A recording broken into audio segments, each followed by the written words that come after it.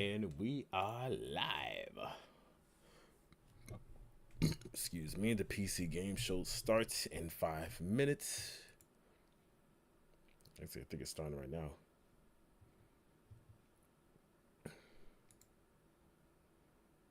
Ba ba da ba da ba ba ba da ba ba da ba da ba.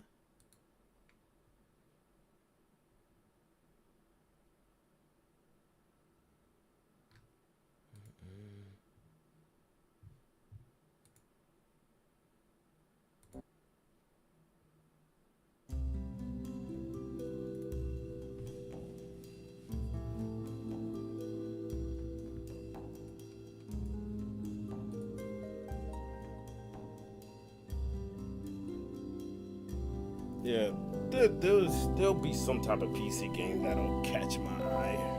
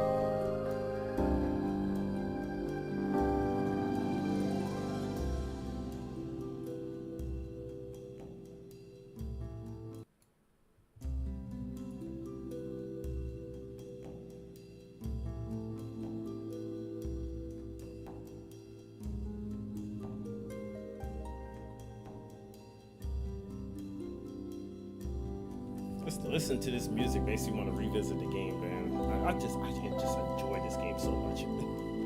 I know it's just nostalgia. As much as I've raised and I I used to get so mad playing this game when I was a kid, but I legit enjoy Star Ocean, man.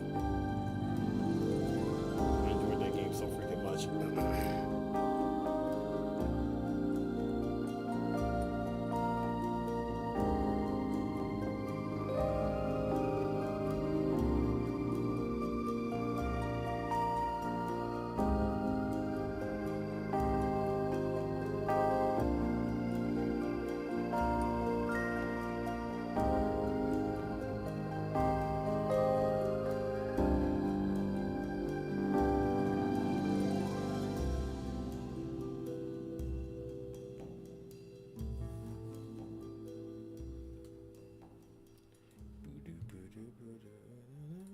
You have that on replay.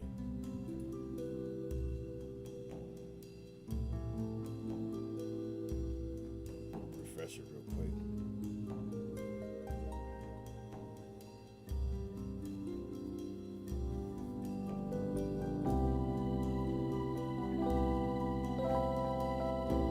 I guess this is gonna be the last. Well, no, Nintendo still has like their direct that comes out probably this week. I guess that's gonna be the last one until later on.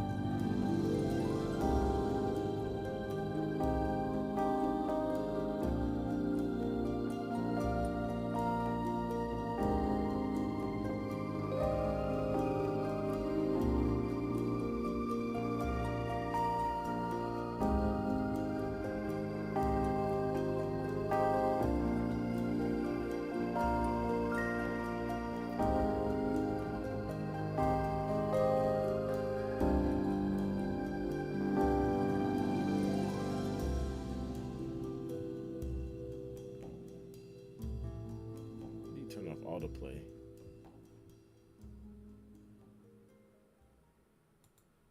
Okay, it should be starting.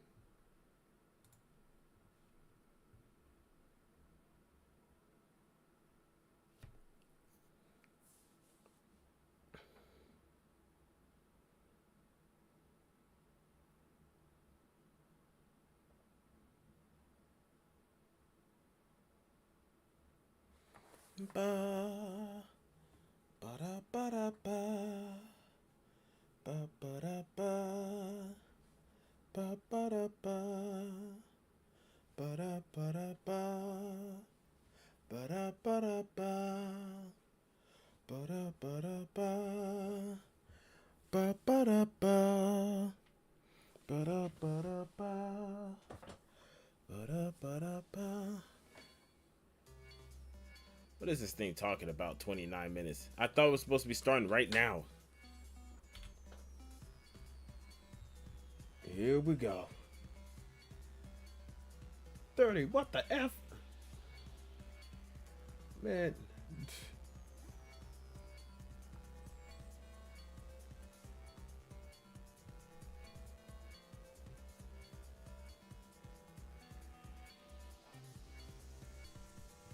Should I play Crash Bandicoot or something like that again until it starts up?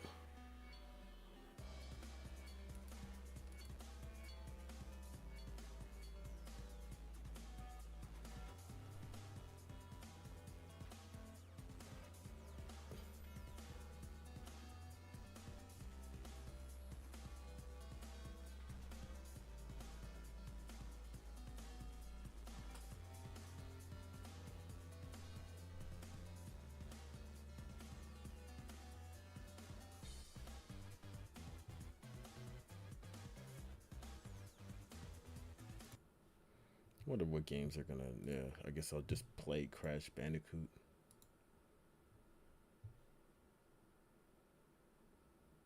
Come on. I'm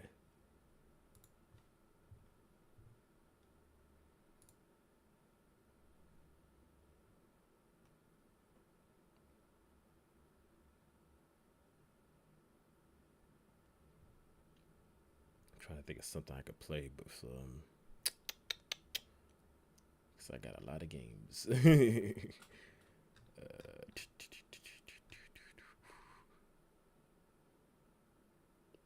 I was gonna live stream myself playing these games, and then just add them. Yeah, because I'm trying to do all this. I'm getting tired of doing these separate gameplays and excuse me.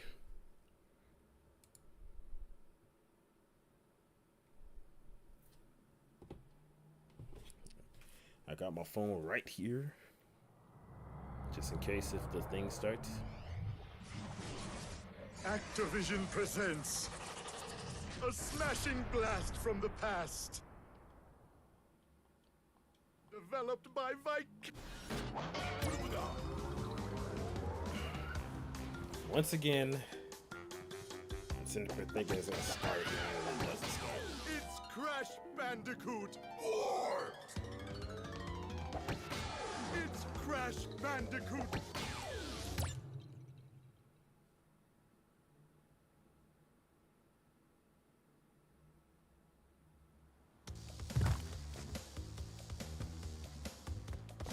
Did I get everything over here?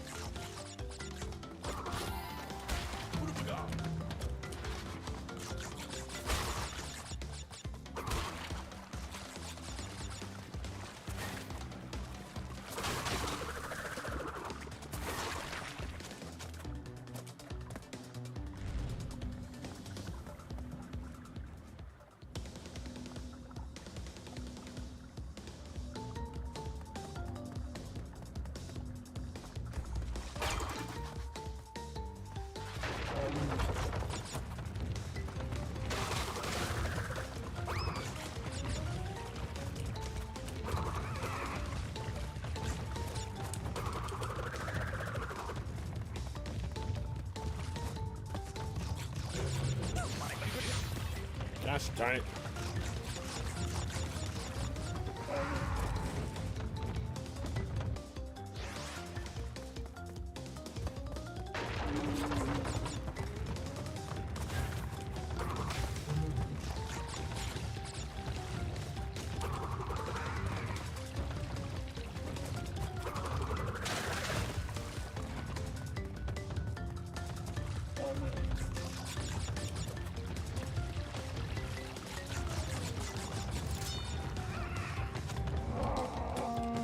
Come on, man. That thing should have got out the freaking way.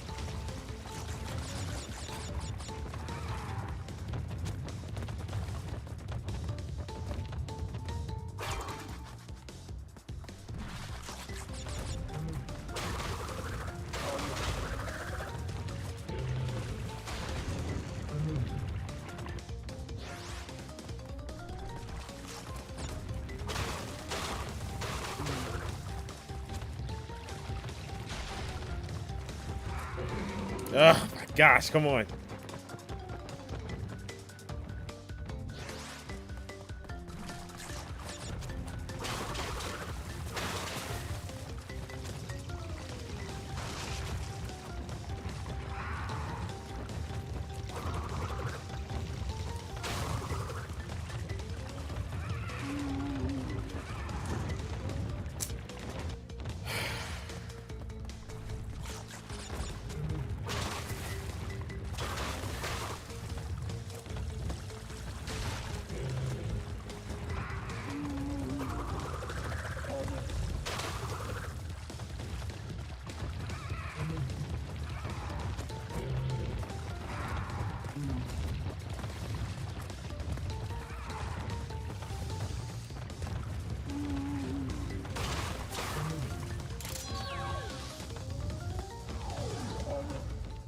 Man.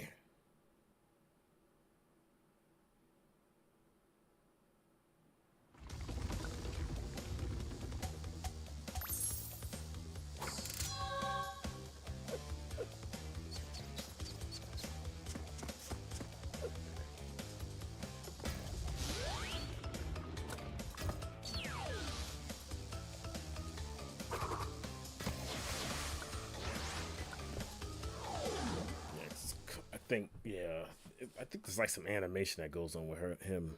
So it's like, I better off picking him.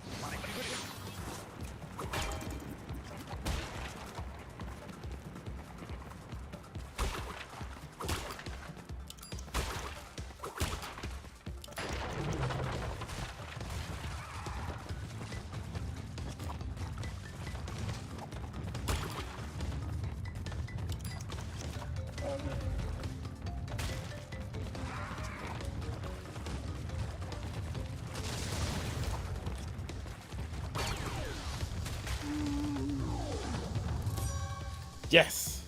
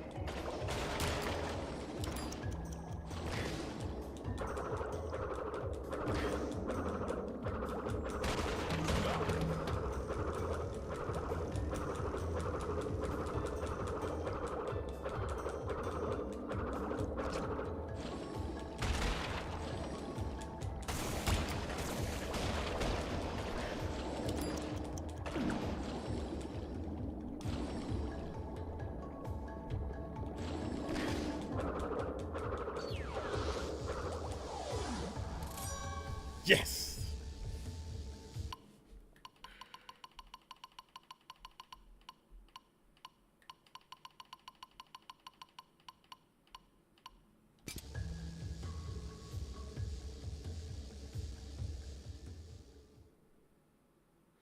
Is it starting right now, or is this just like some ad?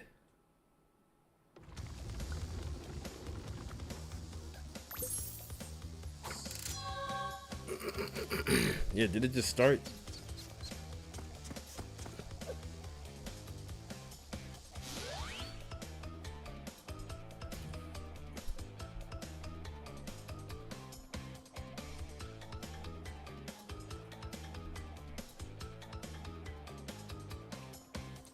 I don't know what that is. Yeah, they're not showcasing the games. It's starting to like another 60 more minutes.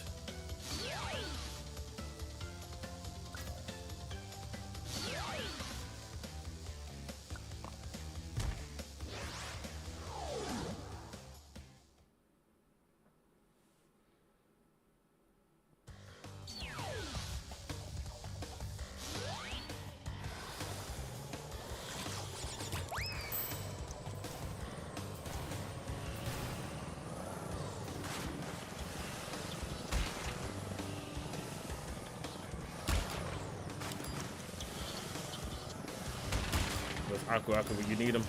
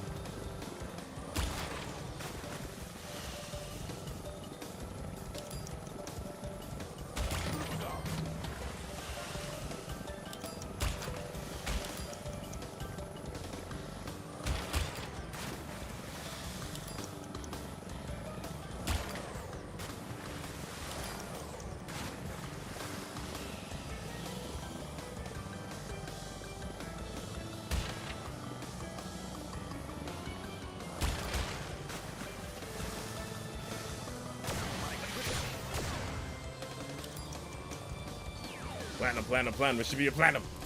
How?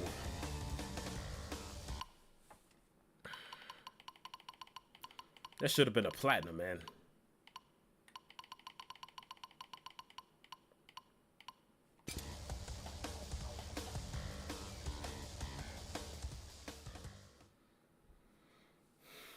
I don't know what the heck they're talking about on this dangle. I just want to see whatever upcoming games are. I don't really care too much about what I don't really care too much about that. We're just talking about graphics and stuff right now.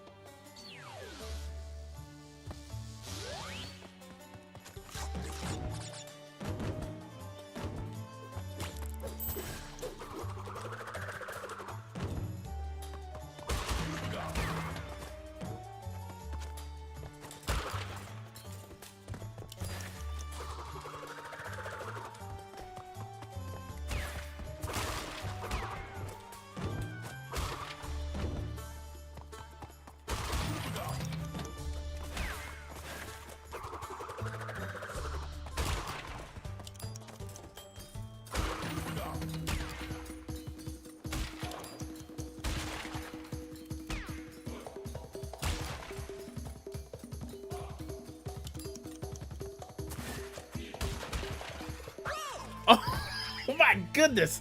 Come on, I was doing so good.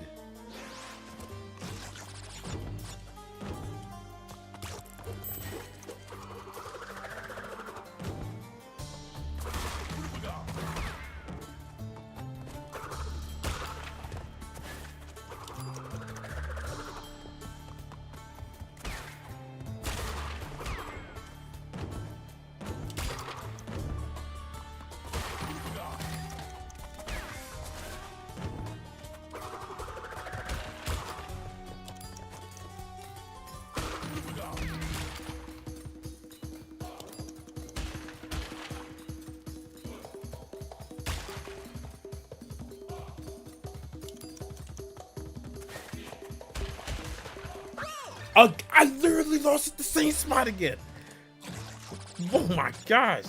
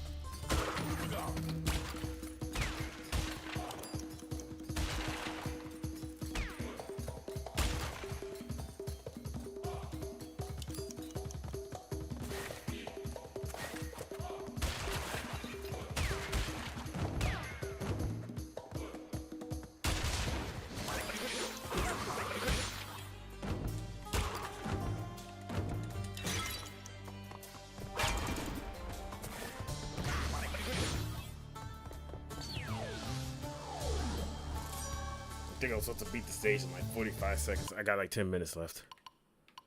Let me try again. Guess I gotta go to the restroom too.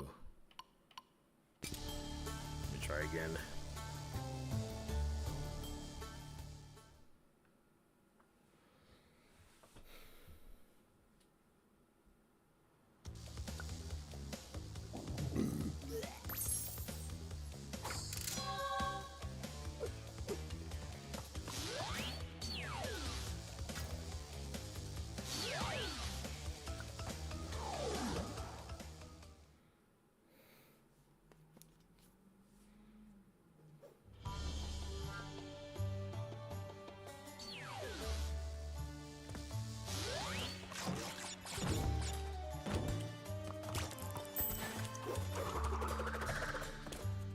Why'd I do that?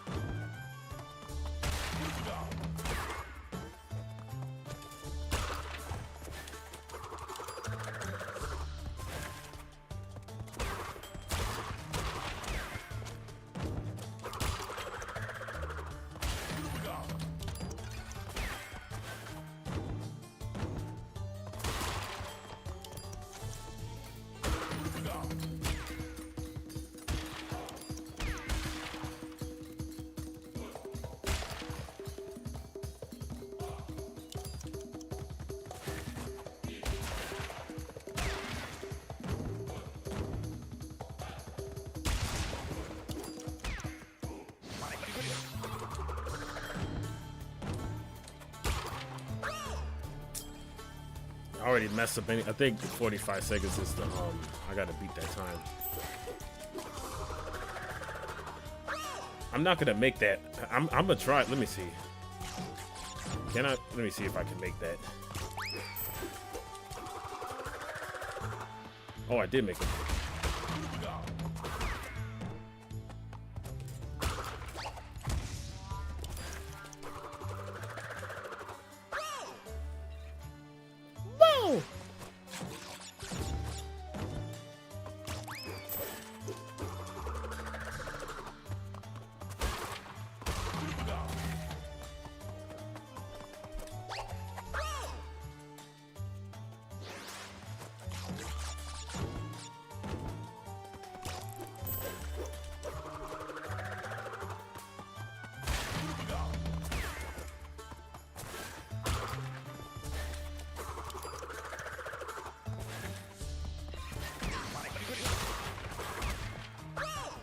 Just had to lose it.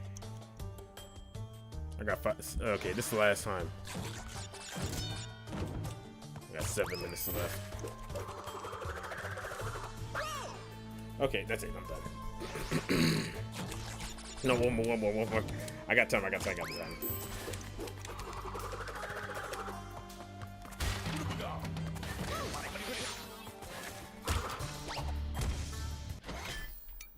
Okay, that's it. Who are these people?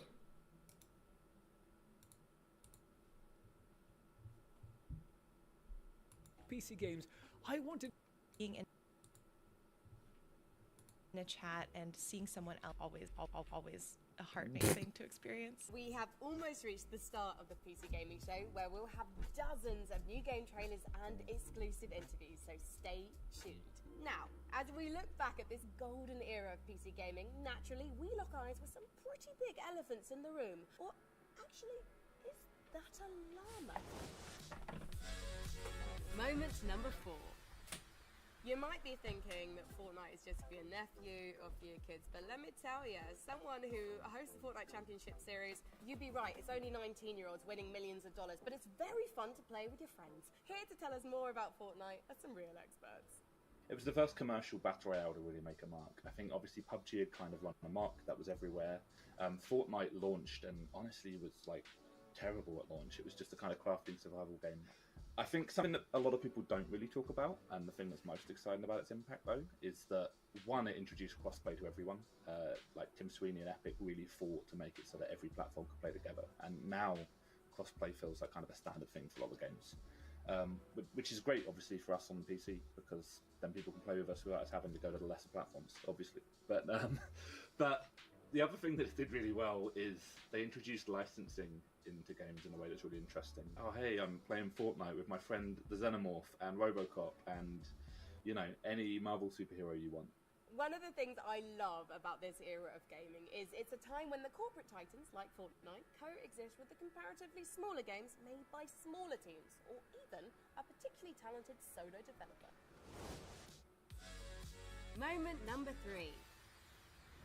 If the idea of battling Illithids, quick-scoping scrubs, or slaying monsters isn't your cup of tea, then luckily for you, the last 10 years has seen the rise of the cozy game genre. To tell us more, here's Lauren Morton from PC Gamer.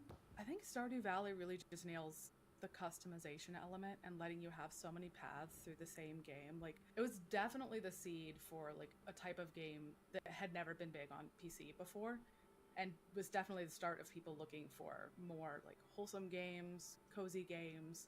Like, proved that there were enough people looking for that like chill cultivating experience that they could make a game like that level of sensation that Stardew Valley became, like, sort of overnight. It felt like everybody who plays has strong opinions about who they should romance, whether they should go with the community center route or the Joja Mart route, you know, whether you want to be a fisher or a rancher or like some other path through the game, and you have so much control over your environment, how you want it to look. It just gives you that sense of like personalization and making a space yours that doesn't get old, really.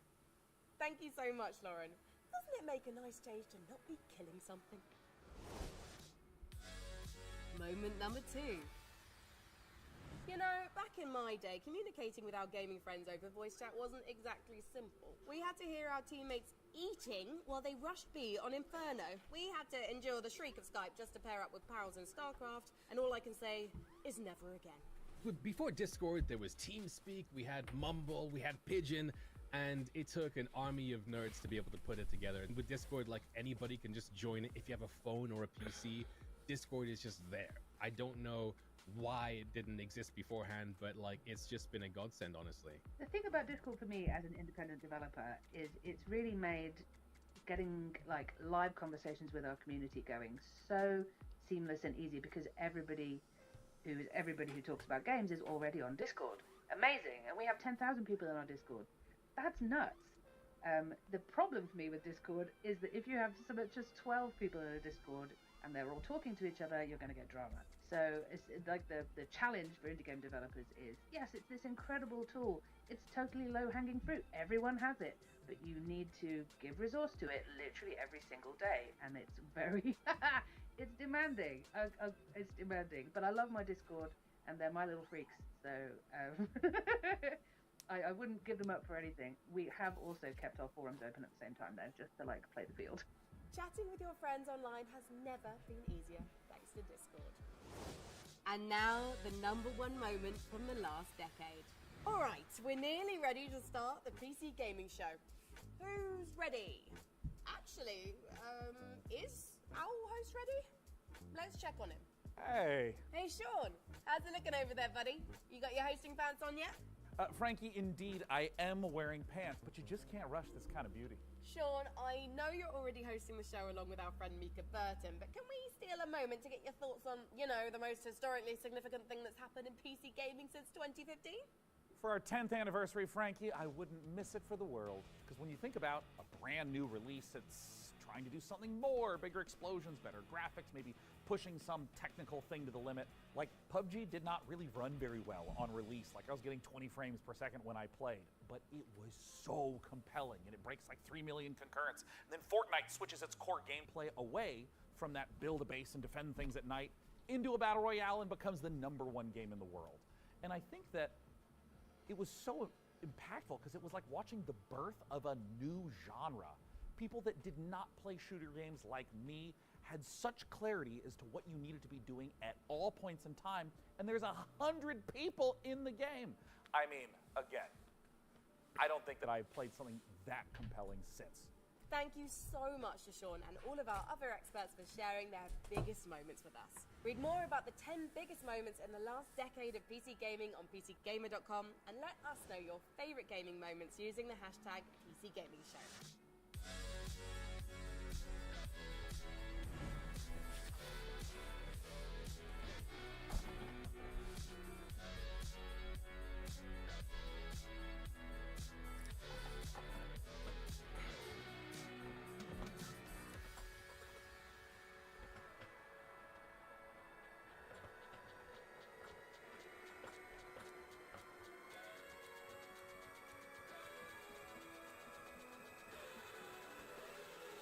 Two, one, and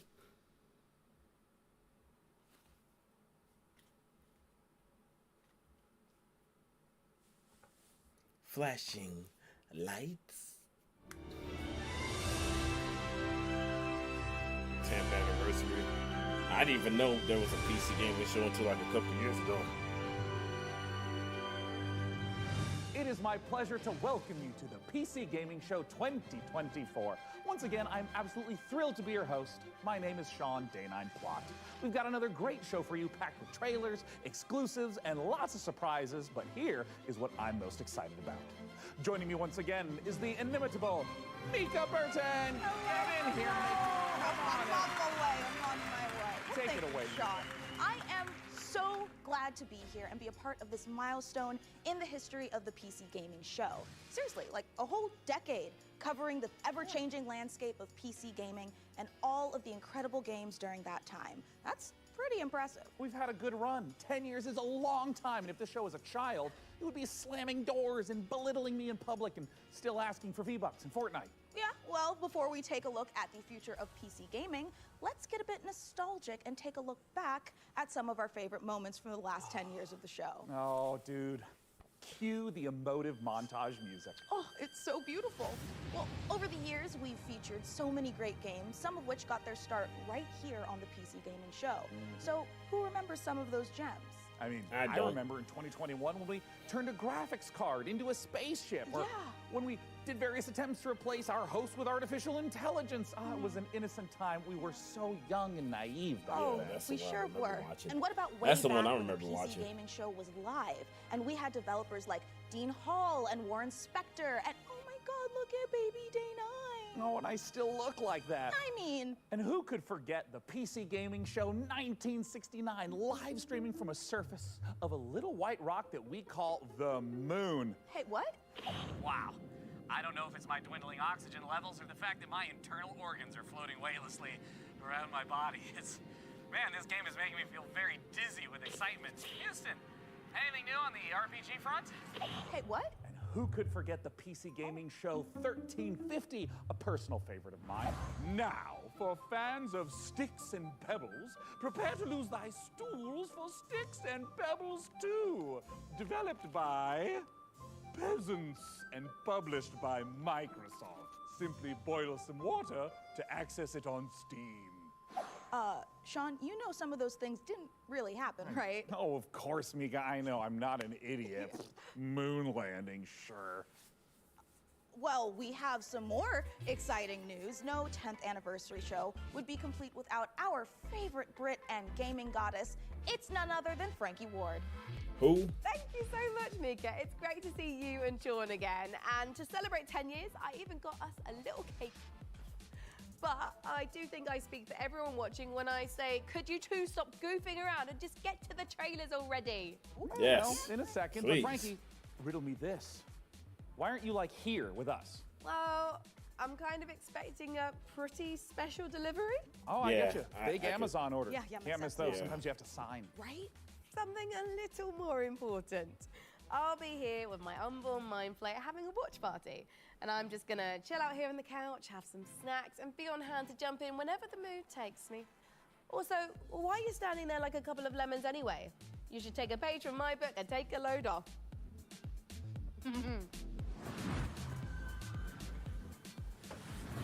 Ooh, hey, Frankie, I think you're onto something. I mean, this is way better. Yeah, thank you, Frankie. And you know what? Thank you, chair scientists everywhere. I'm glad you're both comfortable because we've got a great show today. Trailers to the most exciting upcoming PC games, exclusive world premiere announcements of brand new games, interviews and behind the scenes looks at upcoming releases, and lots more. But first, let's kick off this year's 2024 PC gaming show with 3 huge world premiere announcements. All right. Here we go. Yeah, because some of these games be coming to console too. That's one other reason why I'm watching this too.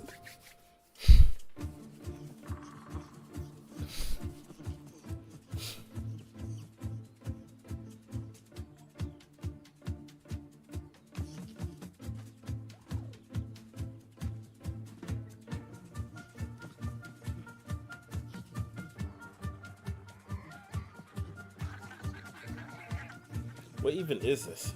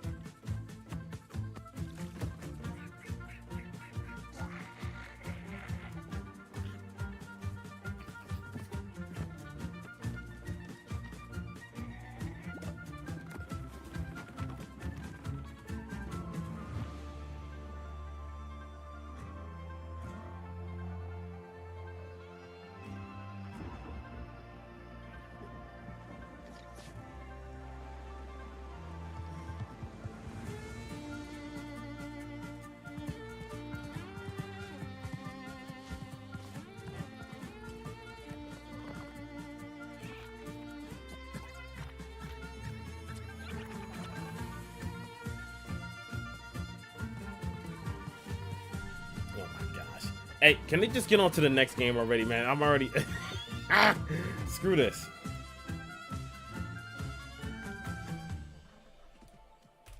See, I don't give a dang. I have the right. Game with like trash. Somebody said I hate video games. Of Dolph-Romantic and Kurzgesagt comes a new game in space. Meet the Starbirds. Oh my gosh, these are the 3 world premieres. This garbage. You'll need to build stuff.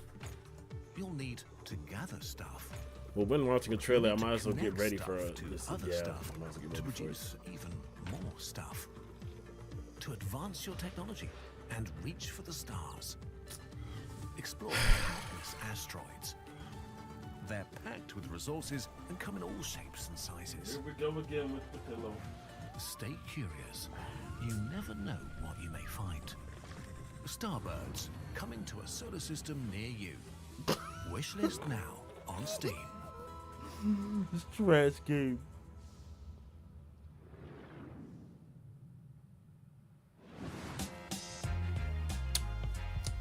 Is it another freaking cornball game?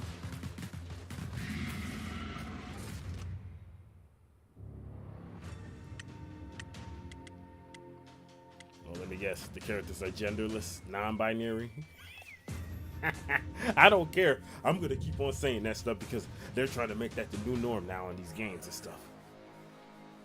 Borrowed children, hostile. Is it like one of those survivor horror games where you got a wave of the enemy coming at you? And you gotta build up. Oh, And you gotta like build up your thingamabob, like your fort.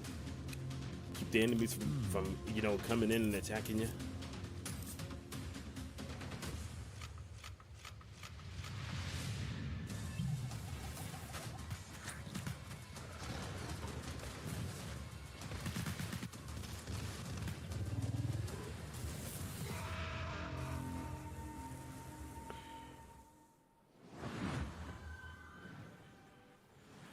Wow, Lornvale looks great. A fantasy world with post-apocalyptic vibes, guns, but also magic. Sign me the heck up. And actually, Mika, question for you. What do you think you would become in a lawless fantasy world? Seriously. Well, I could see myself as like a ruthless bounty hunter, blasting away hordes of enemies with a 6-shooter, or maybe I'd become a silver-tongued traitor, you know, talking my way out of dangerous situations. Wait, but what about me? For you, I picture a dead body, you know? Oh, well, that makes sense. I mean, I would die quickly. Yeah. People have always said I look like the Disco Elysium bloated corpse. Right? It really checks out. Well, in Lornvale, it looks like both of our visions can come true.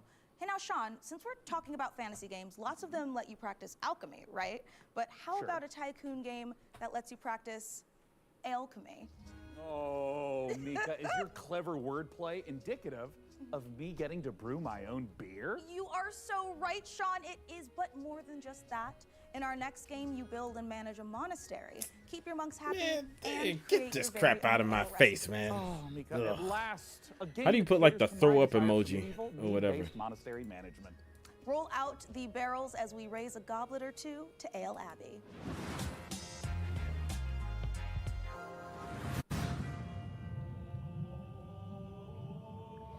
This is a puke emoji yet.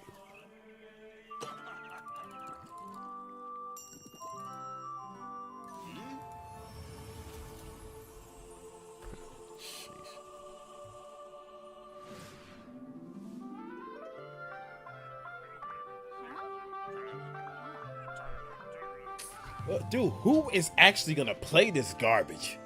Gosh, man, this game looks terrible. Ugh.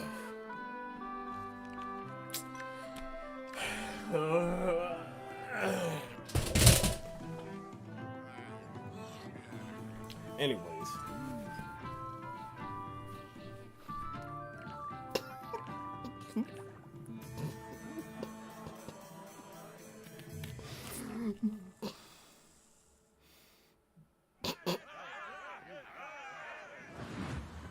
Man. What the heck is this? Oh, there's farming. Farming.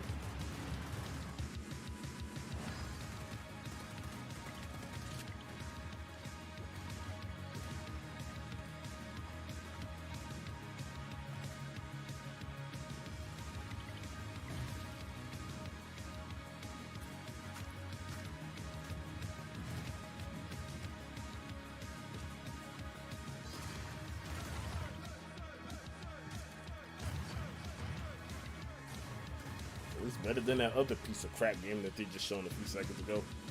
Ugh.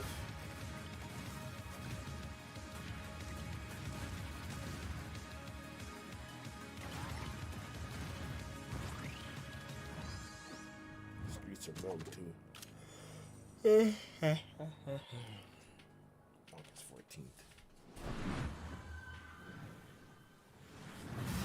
I think it's time, Red. I told you, my name is Ringo. Oh no, don't tell me that's the actual gameplay. Tell me again, how does this thing work? Oh yeah, I'm at the pass on Combine this. the words like this.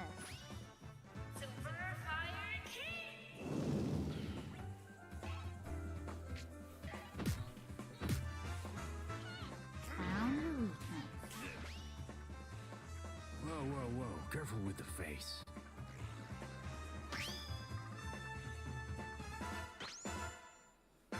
I guess it's just you and me now. Seems that way.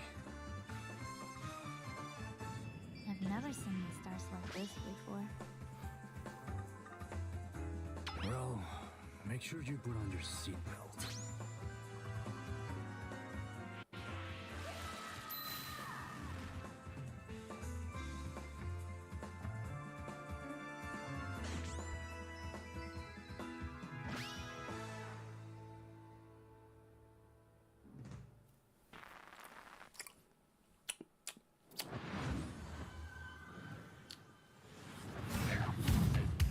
up in the PC gaming show.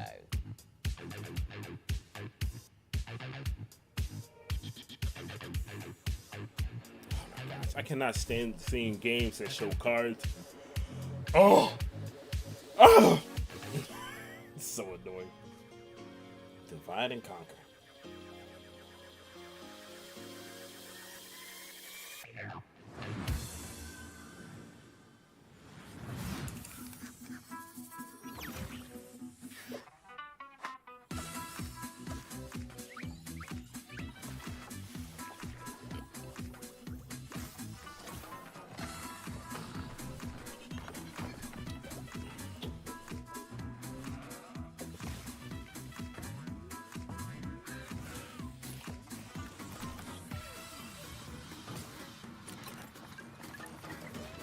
I mean, this is a platformer, so I mean, this is something I meant. Yeah. Well, no, actually, it's a build game.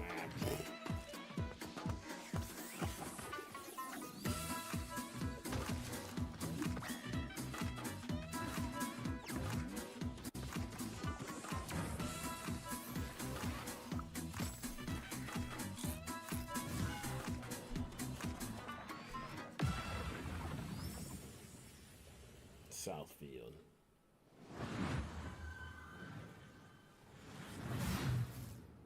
Storm in a teacup.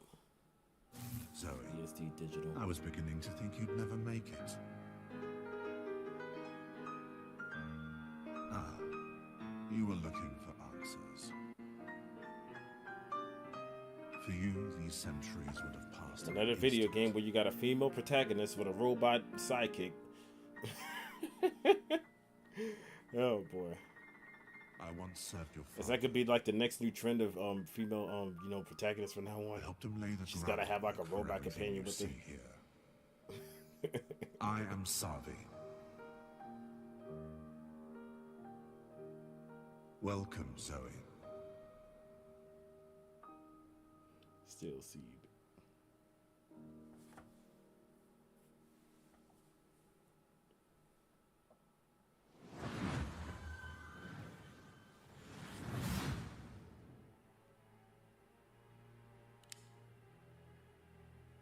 What is this crap?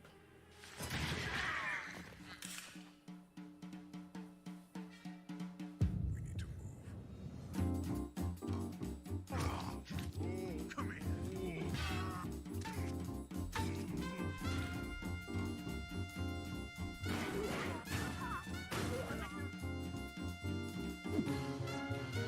This trailer's always got to be in sync with the music, man.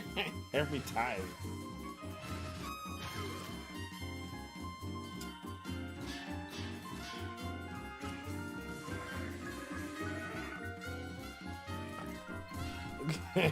That was too funny. It was like,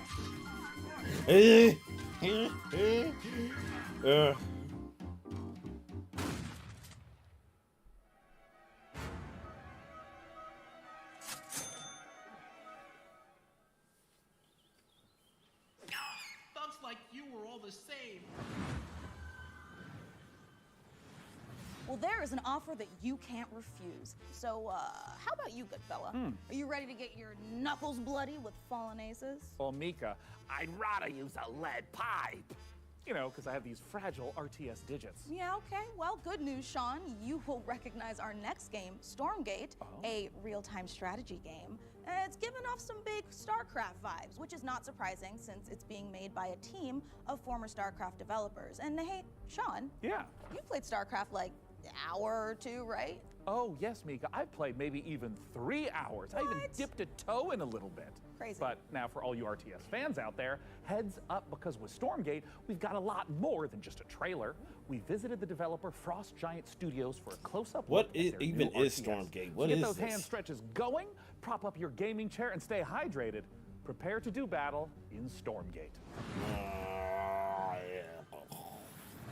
Before the Infernals invaded us on Earth and destroyed human civilization, they engaged in battle with their sworn enemies, the Celestial Armada. Angelic form merged with advanced technology. Oh, The another Celestials divide and were unlike conquer game. anything Oh we've my seen, gosh, come on. harnessing both light and darkness. They have new ways to mine resources and centralized army production. Their flying arc ship cascades power, which they use to expand infrastructure, energize their army, and enhance their abilities. Enemies beware. Now, the Celestial Armada is here. Earth is the latest battleground, and the war, it's just getting started. Oh, good, it ended. That was the best part. Having it end. Sheesh.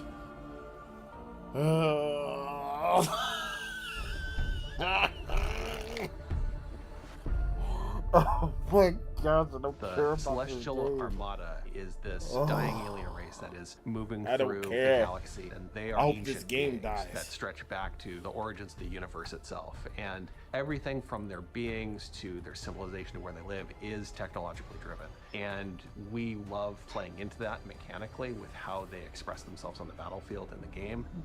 With each faction that we You're such develop, a we nut. I start with can't a core watch stuff. identity. But The Vanguard, we have this making plucky fun of human it. resistance. They're about Ugh. adaptability, and with the Infernals, we really explored They're the all idea ugly, of man. a They're ugly unit-focused as hell. faction They're that ugly. could have a different way of summoning their troops into the battlefield. With the Celestials, when we started out, we really wanted to push a lot of boundaries, and we thought, how can we make a building-focused faction? And also a faction that introduces map-wide mobility.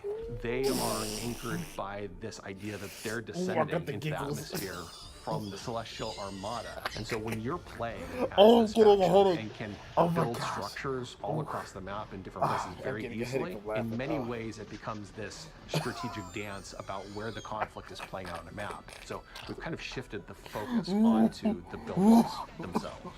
There's going to be a lot of emergent gameplay that players will discover on their own that we are not planning for, and that's actually I what got we the want giggles, from the crap. Celestials. Is we want to give players a bunch of options, a bunch of flexibility, I and a just bunch got of the giggles. interesting toys to play with, and then see what comes out the other Not side. every If you're the game type that's of on here is player meant for that me. I need really to relax. likes coming up with this innovative Man. way to outsmart opponents, the Celestial faction is Jesus, designed somebody gets for upset, you. but I don't With care, man. Celestials, Not we've every game is for really everyone. done something that is pure original thinking from this team that is not something that we've seen before in a real-time strategy game. And it took a lot of iteration to get to the point that it felt balanced and where it felt correctly comparable to the other two races.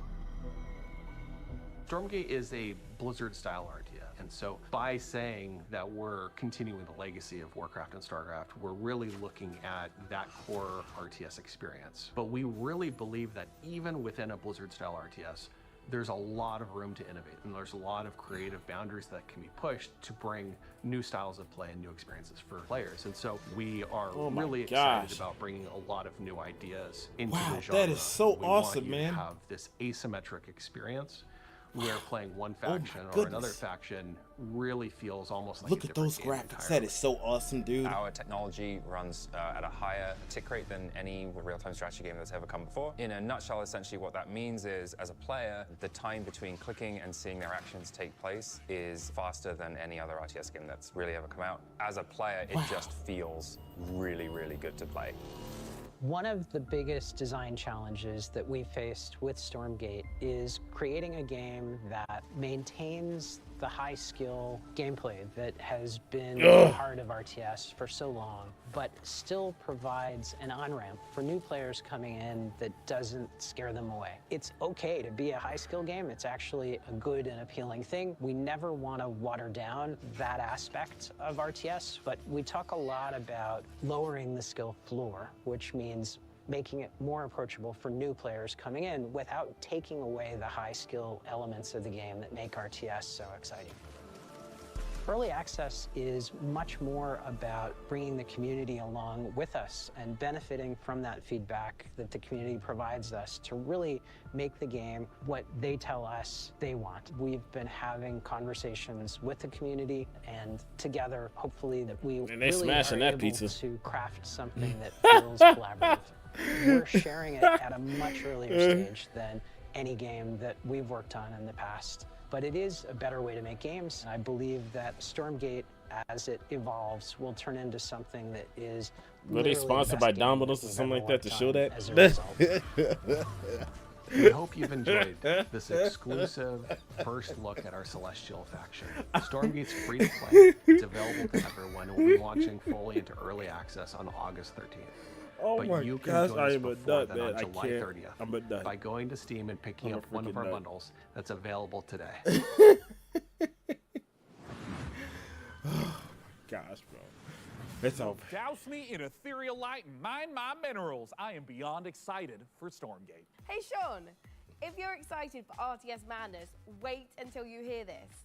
I've been using pretzels to scoop up my ice cream instead of a spoon. Pretzels, they're like spoons you can eat. Oh, solid logic, Frankie, but why are you telling me this now? It's strategy, Sean. Optimum watch party strategy. No spoons, nothing to wash later. Get it? Here is another example. Let's say someone knocks on my door during the watch party. A regular person would get up and answer the door, but me? I just hurl this brick through my front window and whoever was knocking runs away in terror. Bricks, they're like spoons you can throw. I feel like I'm really All starting right. to get you, Frankie. A window brick sounds totally overpowered. I think you're onto something. My point is this. It's a really exciting time for strategy games on PC, and we've got so many more to show you today, starting right now. All you turn-based tactics fanatics out there do not want to miss this next one.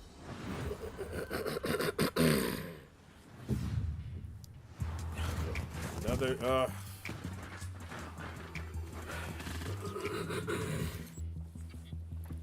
Are they just going to be showing these type of games the entire time?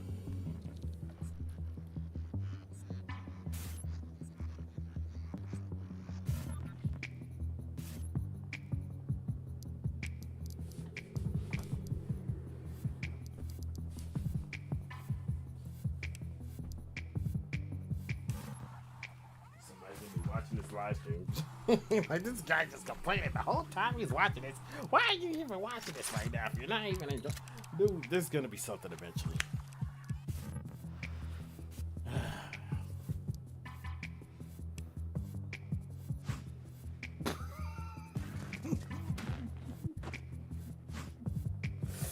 Oh my gosh.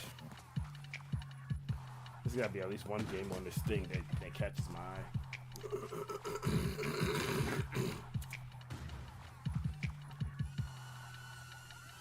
I'm just not a big RPG guy, man. I'm not RTS, RPG, whichever one you want to call it. I'm just not into that stuff, really. Only RPG I like is Star Ocean. That's it. All these other ones, nah.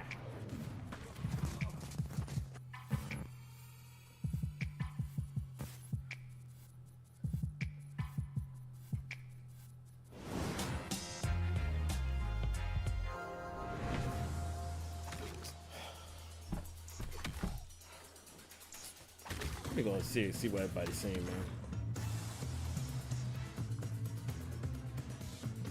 Is this Helldivers 3? Gonna fall asleep. Somebody said they're gonna fall asleep. I'm weak as heck.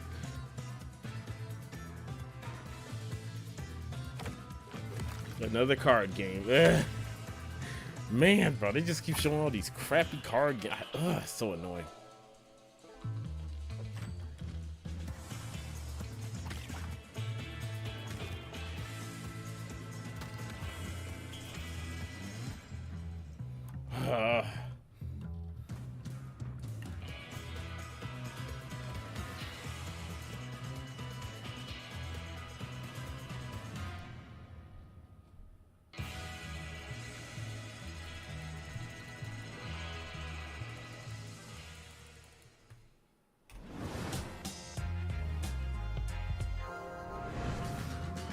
When the demon looked upon the earth, it was the look of death. Sir Kamler is really trying to That man is ugly as heck. Just an ugly mug. What a twat. Freaking fat The peasant. primary mission is to sabotage Man, just Kamler's fat for no operation reason. at any cost. That scream. Ah!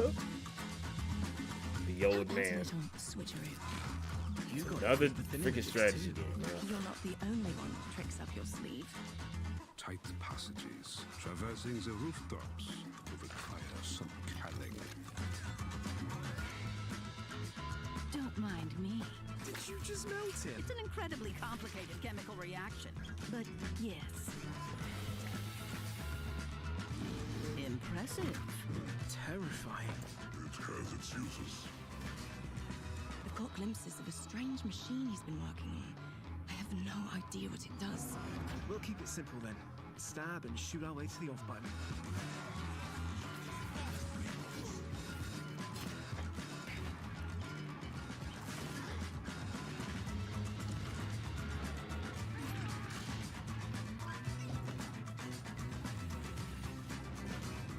They said that a career in archaeology would be uneventful. What the fudge was that?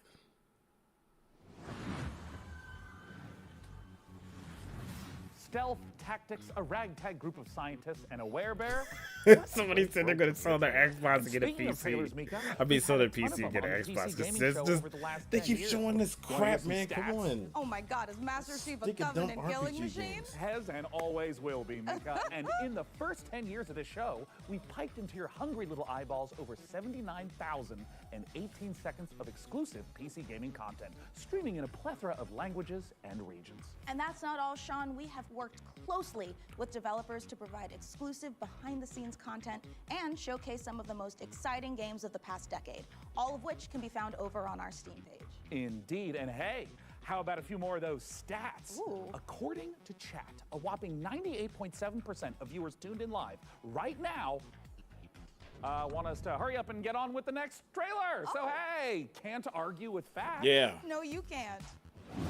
Oh my gosh. Why should be another RPG game? Hey PC gamers, my name is Dave and I'm the director of Mighty Yell, and if you know us, you know we like to make things that are weird. I don't know you at all, bro. With those things in mind, I cannot wait to show you our brand new expressive dance battle adventure, All Systems Dance.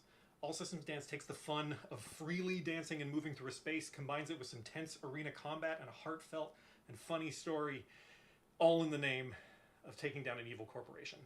Look, we wanted to make a game about dance because, well, we're not the greatest dancers. I'm not. But that doesn't matter. The thing about dance is that everyone can dance. And if everyone can dance, and dance is what you need to save the world, then maybe everyone can save the world. I'm going to let the teaser speak for itself, but please go to allsystemsdance.com for more information. Thank you for watching this, for being a part of this with us. And remember, the revolution will not be choreographed. Mighty Yell. Welcome to Port Tomorrow, a perfect place for every Whoosh citizen to work, socialize, Yo, is this and Unreal relax. Engine? We here at Whoosh have thought of everything, so you never have to. Don't believe their marketing and don't believe their messaging. This is the face of Whoosh. Look around. We are all trapped here on this island. We are being watched and we have to fight back. I know they outnumber Oh us, yeah, but this we game. They shown discovered this a their few. weakness. Yeah. Their weakness is dance. Dance reprograms them. Dance makes them see us as more than just a number on a spreadsheet. You have to dance. You have to dance like your life depends on it. Take back control, free yourself, and feel the movement. The revolution will not be choreographed.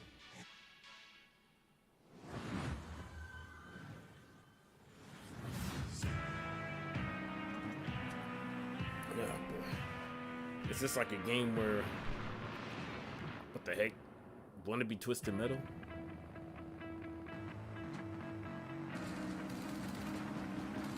Okay, so you're getting chased around by other cars. Excuse me. PC Gamer. Did I just say PC Gamer was rude?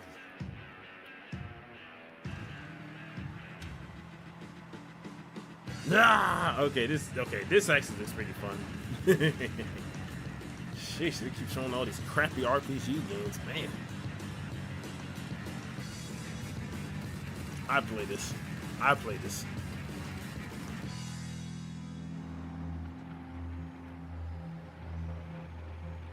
heck is that? Is there a demo? Dang it, no demo. Crap.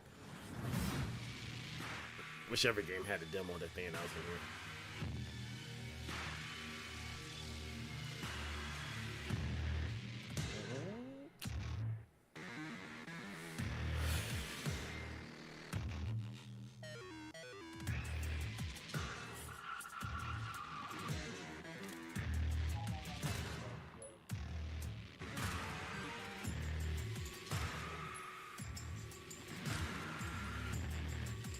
What is with all these trailers and trying to make that? They gotta make it in sync with the music, man. They always do that. It's like every trailer does that, man.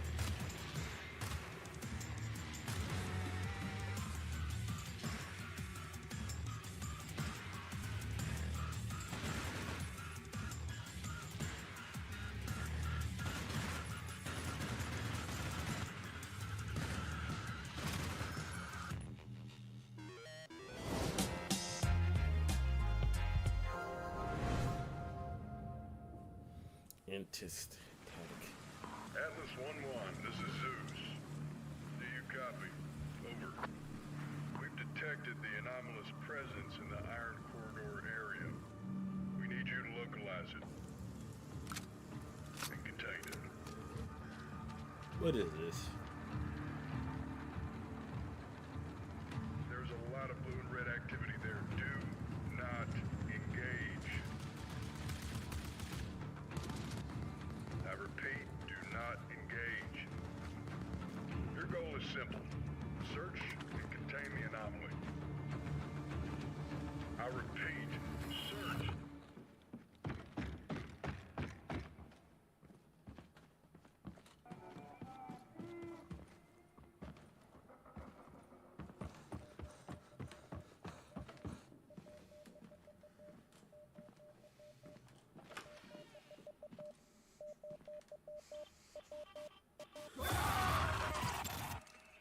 Atlas, do you copy? Respond, Atlas. Phantom line.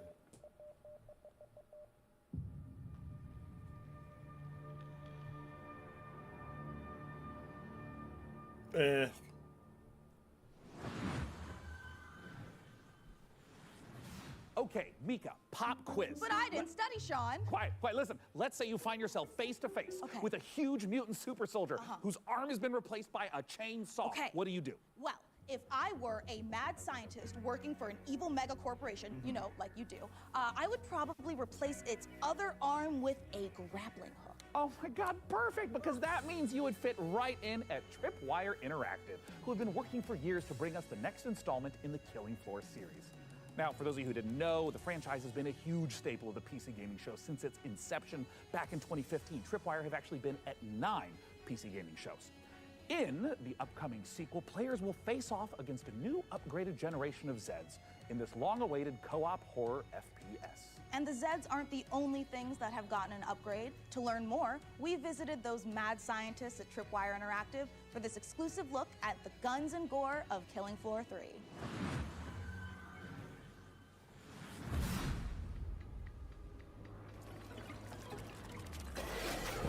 It's just like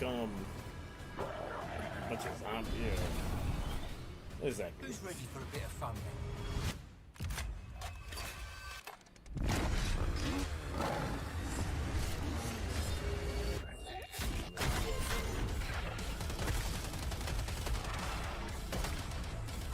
This looks like a whole bunch of zombies trying to kill you.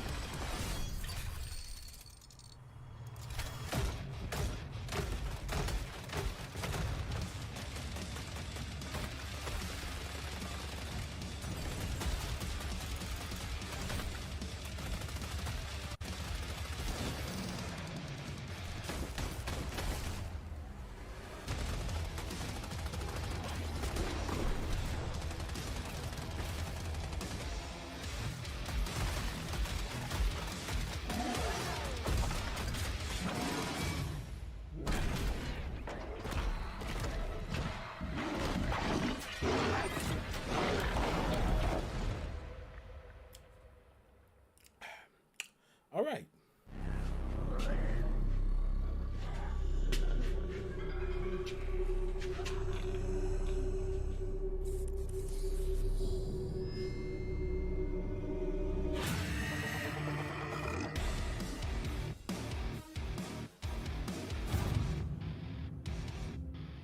Action horror would be the thing that we focused on from the beginning with Killing Floor 3. It was really about science gone wrong. I mean, even like, look at this set, right? As a kid of the 80s and 90s, I just loved the Dark Horse Aliens and Predator comics. There were some elements in there about trying to create biological weapons set in a thematically dystopian themed world. So we wanted to tie that in. But from Predator and Aliens, one of the things that you see the most is basically a group of well-trained badasses who have to use every single bullet, every single grenade, every single weapon to handle the things that they're being faced with, these kind of insurmountable odds. Those moments are what motivate us, and that's when Killing Floor is at its best. There's just a combination of just so many small elements that we've improved over Killing Floor 2 experience. We've increased the amount of Zeds that are in the world at one time, so the battle feels way more epic. We knew we wanted Zeds to become more challenging. We're increasing how they get to you, how they damage you, so the cone of danger has essentially increased dramatically. Anywhere on screen Zeds can be, so I have to kind of keep my head on a swivel and really learn how to prioritize my targets. It's not essentially what's closest to me, but what can get to me faster, what's going to do more damage. It's just more ways to kind of amplify not only the action, but that horror element as well in KF3. We have like very detailed hit detection system now, and you can blow off any limb. Every bullet hole that hits it stays there permanently. Exactly where you burn the creature is where you'll see its flesh burnt. We actually have Zeds where you can blow limbs off and they'll keep fighting you if it's not a critical spot of that Zed. Most of our Zeds have somewhat of a critical zone on it. So certain Zed tech, like on the Flesh Pound, on his back, on his chest, they'll glow. If you shoot that, it will explode off and expose like an inner critical zone that when you shoot will kind of deal the ultimate killing blow to that Zed. One thing that's always felt great in Killing Floor is shooting things in the head. We wanted there to be variety when you do that. Their heads are made up of multiple meshes so that it can essentially open up and kind of randomizes what that head could look like. There is the opening shot of Day of the Dead, where there's literally just a massive tongue and maybe like a few teeth hanging there. We're very big horror fans. There's kind of like little Easter eggs throughout everything. That impact and that feedback and that variation makes shooting things in the head feel incredibly rewarding. We hope you enjoyed that exclusive look at Killing Floor 3. For more information, visit killingfloor3.com and wishlist now. What a beautifully twisted and nightmarishly gory game. Yeah. I've already added it to my wish list, and look at this, Mika. Oh. I've also been in their Discord for 3 weeks. Sean, that is the Discord for Cleaning Floor 3, the mopping simulator. Oh, I mean, I was kind of wondering why there was so little chat about killing Zeds and so much about preventing streak marks on kitchen floors. All right, let's leave Zeds behind because in our next game, there is a different type of mob filling the streets. Thousands of screaming sports fanatics. You can manage traffic, security, and logistics for athletes and fans in football tycoon game Coppa City. Here's the world premiere trailer.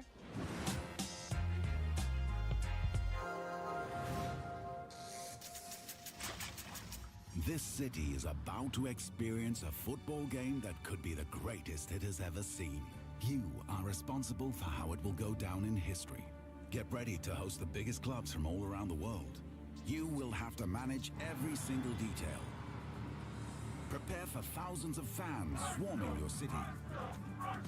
Filling the streets with energy you can only get from football fever. But remember, safety is a top priority. It's all in your hands. Can you find the right balance? The fans are getting excited, but the pressure on the organizers is rising. Can you give them what they want? Can you create a night they will remember forever? Everything comes down to your decisions.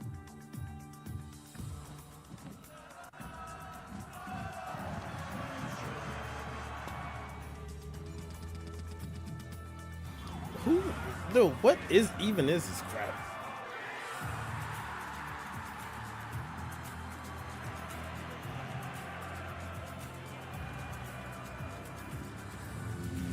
Host the biggest clubs, engage thousands of fans, create a football fiesta. Coppa City 25, the first football tycoon.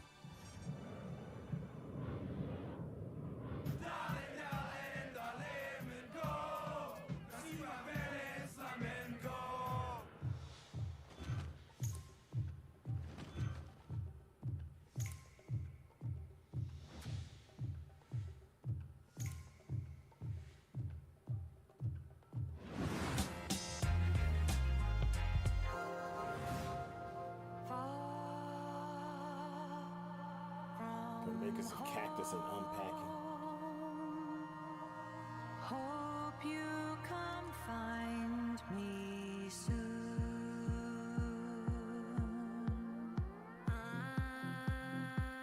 I have lost you all. A storm blew you all away. I call on my temple wall. Please help me find my friends. I bet you this is gonna come to the Switch big time. Somebody said Balan Water War 2.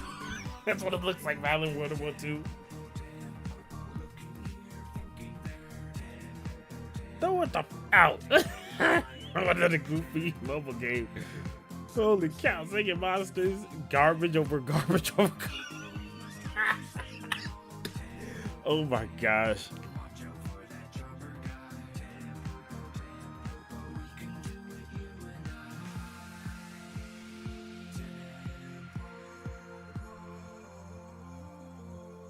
I knew it was coming to Switch.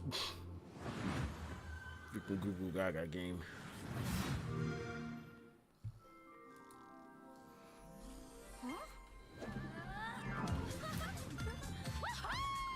Hey, Candy Narwhal! Dog with the face of the guy from the deli! Pinch Elfin Princess and Nightmare Clown! Hey, Cat! Are you ready to play awesome games in my own fantasy megaverse? I hope I never wake up!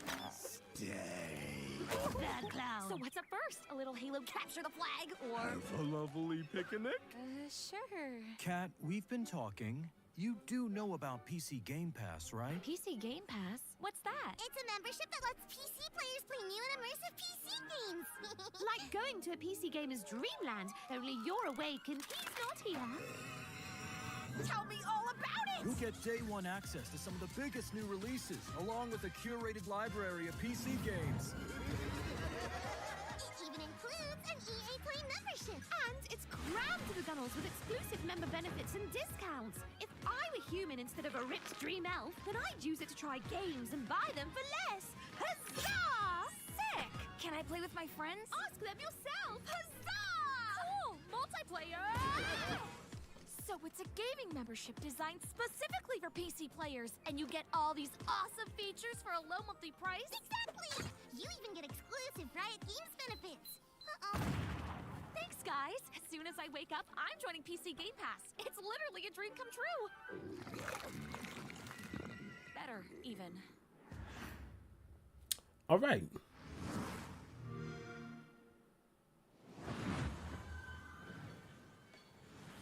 You know, it's not often I get to say this, but that terrifying clown and his admittedly cute friends really know what they're talking about. Oh, they sure do, Mika.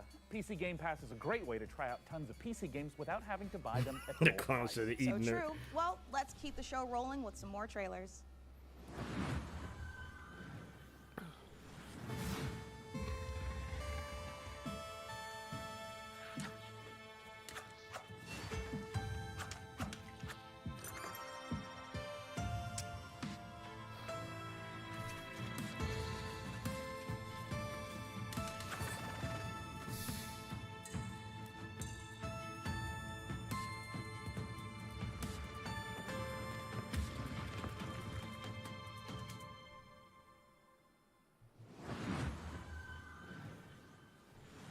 Solver for Strange Scaffold, the studio behind El Paso elsewhere. We're making a covert revenge thriller FPS about a secret agent turns down one last job too many and gets hunted across the North American wilderness by the military industrial complex. What? It's like, hey, can I shoot this What? farmer here? And they said, well, it's Texas, of course we can hunt you. And I said, what's that? The one thing the games industry needs more than a corporation that gives a shit about developers and their players is WASP slander. Now, I could tell you about how Strange Scaffold, the studio behind El Paso elsewhere, is making an exciting new action game, but if you get anything out of this next trailer, I hope it's that WASPs are evil bastards and they should be shot on sight. Thank you. They are evil. And they're annoying. Are you hiding? The more you hide, the more agents we send. And the more agents we send, well, come on out, you big bitch.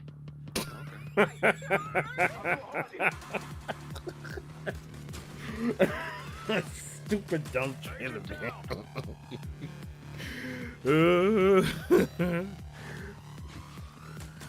Why? Where are the wasps at? Why are they shooting dudes? I thought we were supposed to be shooting wasps.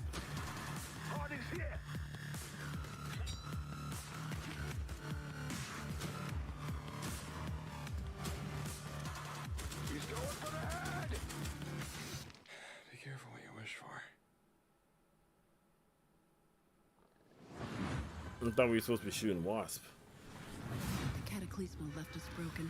Oh my, oh my goodness! Why did they keep? But we rose. Bro, is this? Hold up. Piece by. Oh my God! Why do they keep showing games like this, bro? I don't want to play no game like this, man. But I see no broken Oh. today. Man, I do not remember them showing this many. Man, I could have sworn they did not show all these type of games last year. And with this stone, Man, we will rebuild. gosh.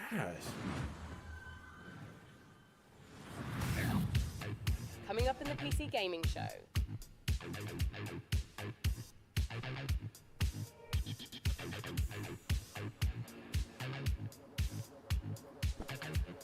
I got a freaking sweet tooth, man.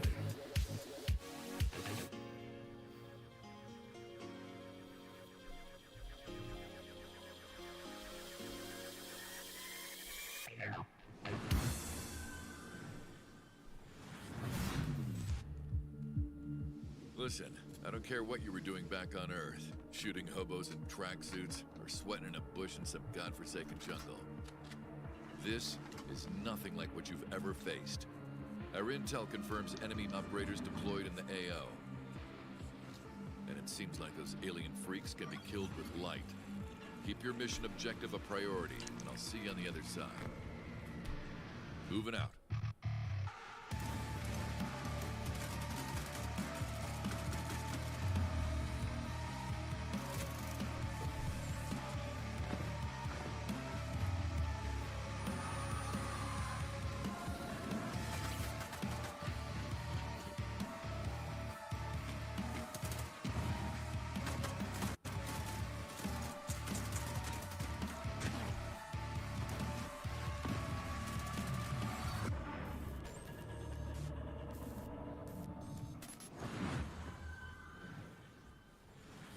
Excellent work as always, Day 9. What's up, everybody? I'm Tasteless, and I am joined with David Kim and Artosis.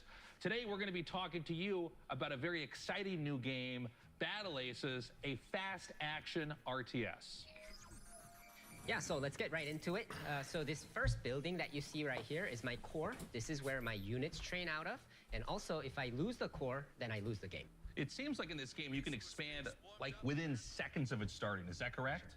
Yeah, so right when the game starts, you have enough resources to either expand, tech, or build an army to attack with. You know, something that we keep seeing show up on this screen right now is that intelligence bar. This is one of my favorite things about Battle Aces, where you can immediately see not just your unit deck, but your opponent's as well, and start strategizing from the get-go. For sure, and not only that, I can also see the precise, I guess, tech progress of my opponent and vice versa too, so we can strategize very precisely in this game. So with these unit decks, you can make almost any combination of units. How many units exactly are in the game Battle Aces right now? Yeah, so we have 45 units planned for the closed beta, but we'll be adding new units every single season, so the possibilities of strategy will be endless. Now, I notice here on the intelligence bar, you can see you're teching up, your opponent is taking that faster third base, and I see you're playing like a very defensive, tech-oriented game, whereas your opponent is playing a bit more fast-paced, right? Like he's running around, he's doing the attacking while you're doing the defending. Yeah. What can you tell us about the different types of strategies that can be used for different players? So in this specific game, I'm trying to show off a more easier way to play, so you'll notice that I'm not really clicking all that much kind of thing. So my basic strategy is in tier 1, I have these recall units that can teleport back to any of my bases, making it a very easy defensive option. And I'm straight teching to king crabs that are very strong at harassing enemy bases and expansions. Now, game timers and RTSs is not like a new thing, but what's interesting about this one is that this game counter is counting down. What's the story with that? Yeah, so we have a max game limit of 10 minutes in this game. So when the timer reaches 0, then the game will end, and the winning player is whoever has the higher score when that happens. Now, we noticed that the 2 king crabs you have, they seem to be on a stealth mission here. It seems like you're skirting the bottom of the map, maybe going up for a little bit of harassment, a little bit of counterattacking. Yeah, for sure. So I sent 2 to the back so that I can take down one of these bases, hopefully, and while playing a defensive game, but the enemy noticed that, and because he was kind of off position, that's why he went all in on my third base. Yeah, it looks like he will end up killing off your third base here, and in fact brings in a huge army, but it looks like you will defend, unfortunately losing that third base. Yeah, but I do have a bigger army, and I was able to save those 2 king crabs and bring them back, so I'm feeling pretty good about this massive attack right here. Yeah, it looks like you're pushing forward, and that is a very scary army with that many king crabs. Let's see how you end up doing. It does look like it's going to end up being a rout, even taking down his flying units there. It looks like you've done a great job this game, David. And, you know, I got to say, guys, I've played a lot of Battle Aces. And if you want a more in-depth look at the high skill expression available, check it out at playbattleaces.com. And we'll be starting our beta very soon, in a few weeks. So please make sure to sign up for the beta while you're there at the site. And be sure to wish list it on Steam. Thank you so much for joining us. That's all the time we have. Day 9, back to you.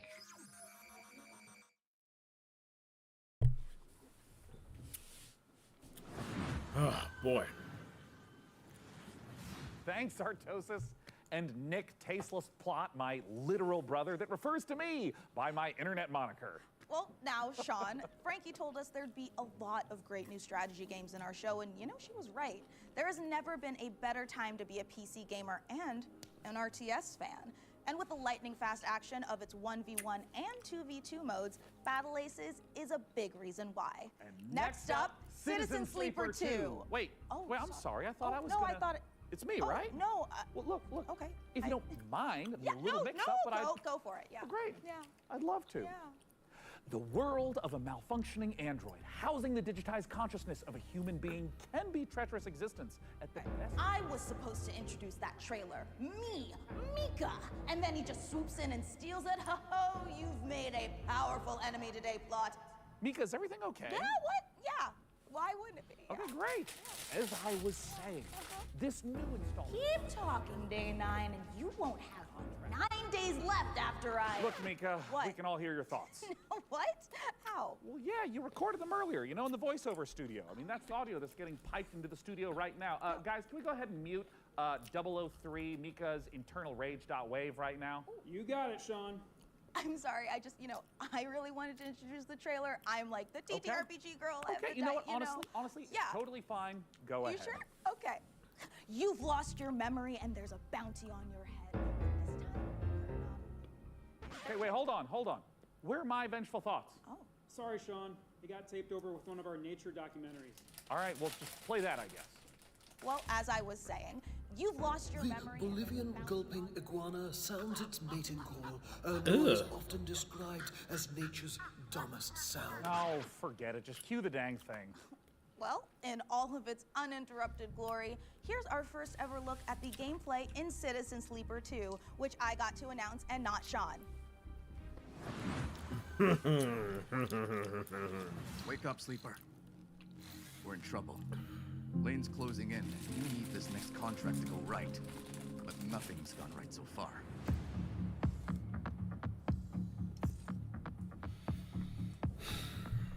That contract Carson gave us was trouble from the start.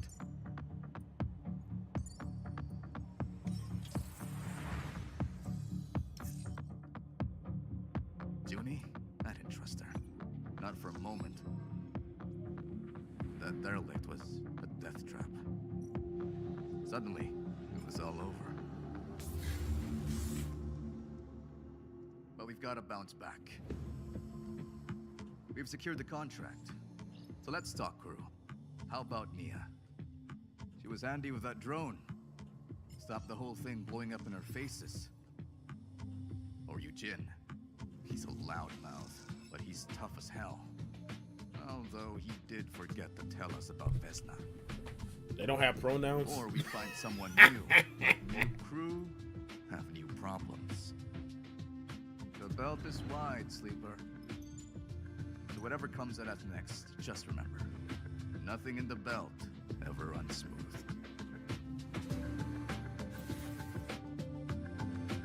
Oh my gosh, this game is like straight trash.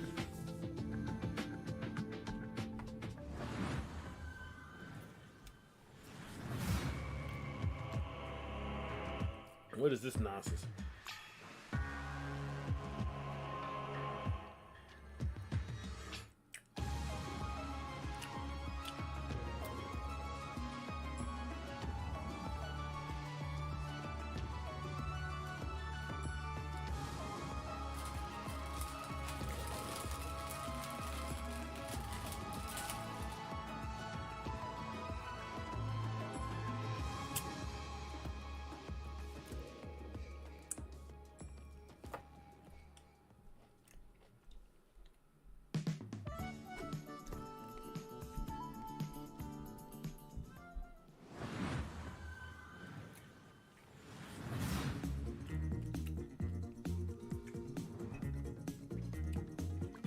Go.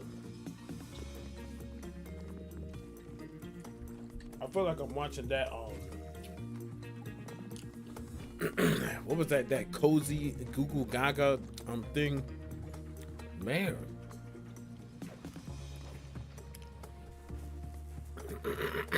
It's crazy, bro.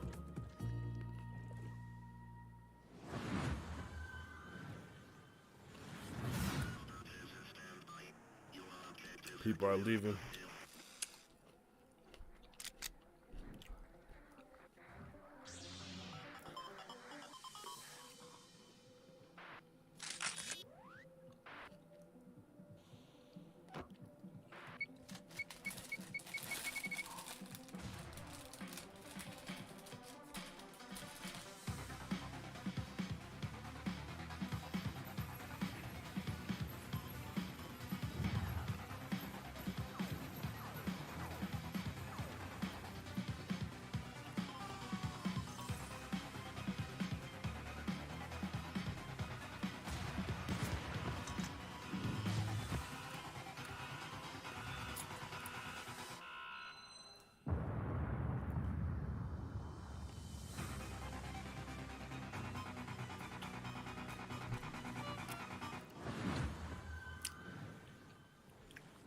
Wish you could keep track of all the games you're seeing on the PC Gaming Show?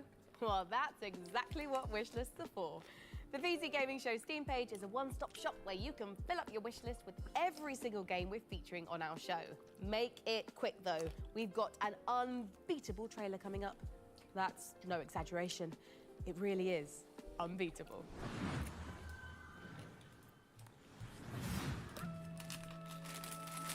What is this? I beat him up. Just like.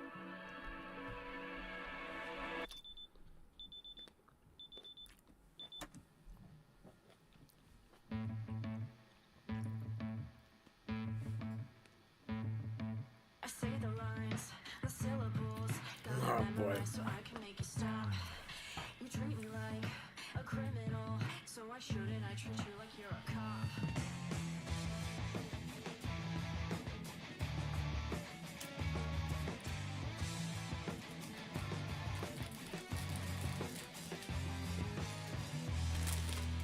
Like I legit feel like we're watching that cozy thing.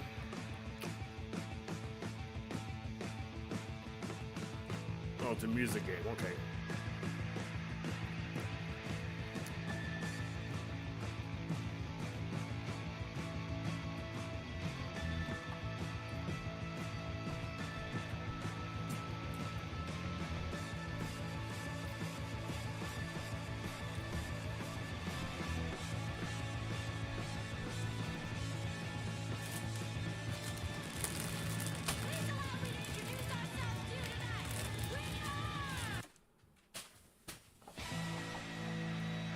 Unbeatable. A game where music is illegal and you do crimes.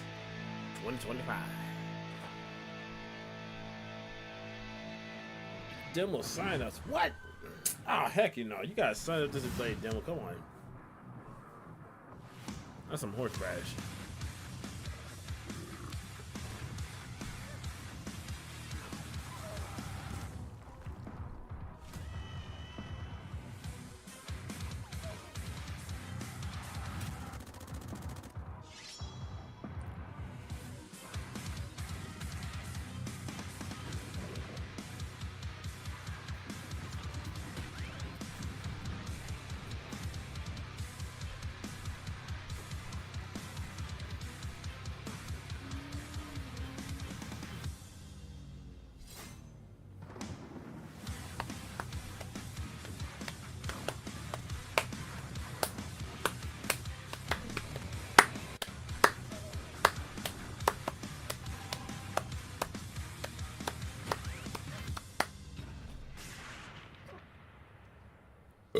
Excuse me. So far, this whole game show, this whole PC game show has been stale as heck. They keep showing these fudgeball games. Man.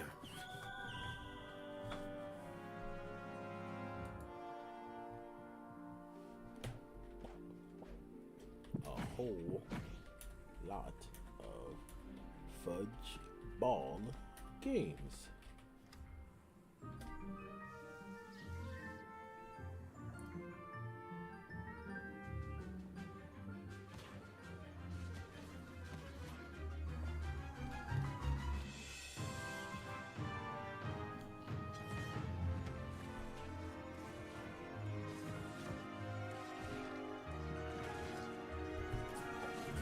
This game looks so quickly.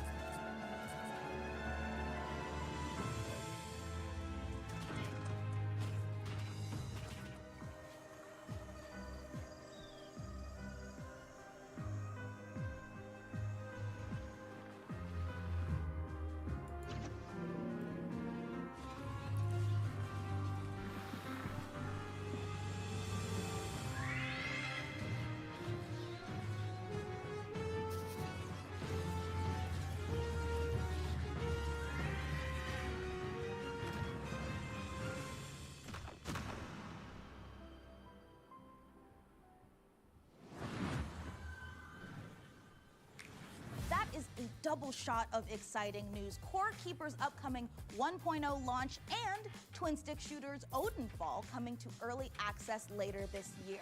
Okay, Mika, I can't wait to show everyone our next game, and it's so exciting.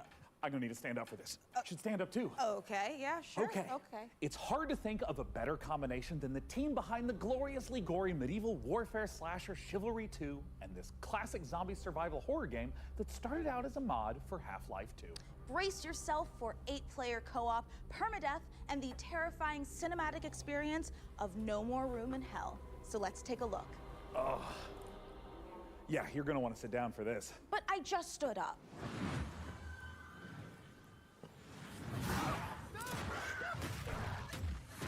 Oh yeah, this game. No More Room in Hell 2 is a permadeath horror co-op game. You start with a flashlight with no weapons, and you're exploring in the dark, and you're trying to find your first friend and your first weapons to get some safety. You find more gear, you find more people. It's suddenly 4 players, 6 players, 8 players, up to that final showdown at the power plant, where hordes of zombies are pouring in and are using explosives and assault rifles to overcome that final challenge. Like with Chivalry, combat is the first thing we focused on, being Torn Banner. We want that game feel just really intense, and it's part of the immersion. Every run is different. We're looking at how do we deliver it the Hollywood cinematic experiences. You know, how do we put you in a place that you've never been before, but you've always wanted to be? It's like a co-op game with consequences. And the fun becomes, how long can I survive the zombie apocalypse?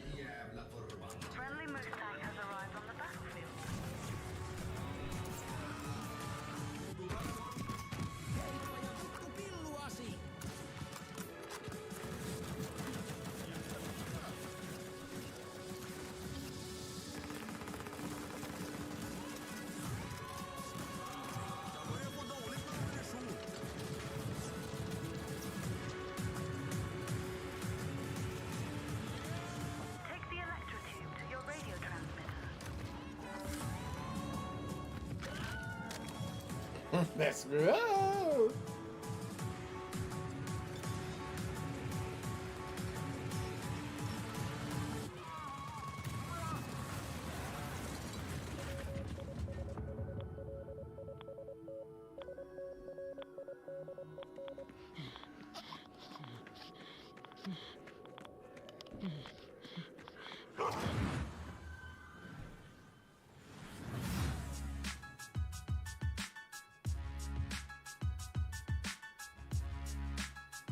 Looks like back-to-back games now.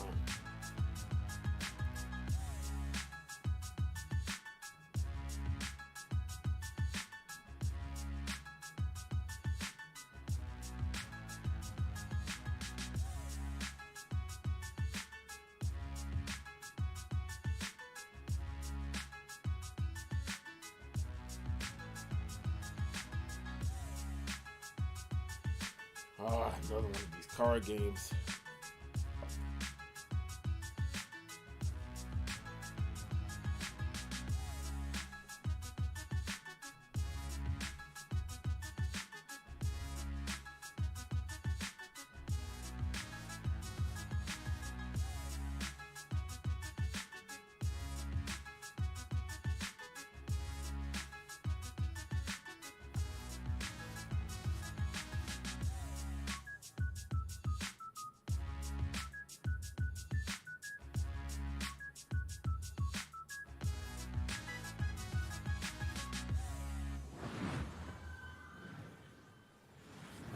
Peggy 18.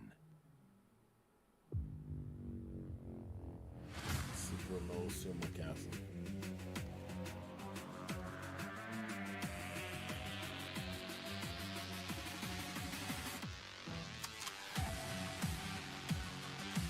Okay, now this right here, this looks like something I'd play. If you're running at supersonic speed and you're trying to, okay.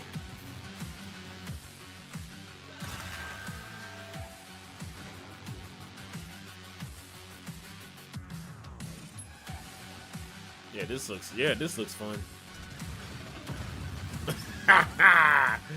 Is this coming to consoles or is it only on PC?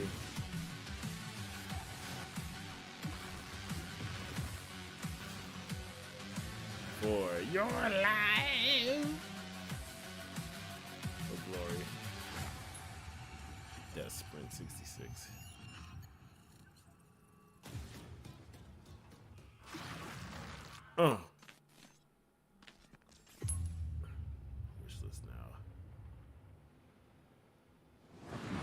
Okay, Gore meets parkour in Death Sprint 66. And here I thought the worst thing that could happen while jogging is jogging. Now, you've heard of motorbikes and motorboats, but how about motor brooms? In Crescent County, you can escape to a beautiful and wholesome island of witches, where you don't just fly around on boring old wooden brooms. You suit them up, trick them out, and use them for drifting, racing, and running a high-speed delivery service. Let's take a visit to Crescent County.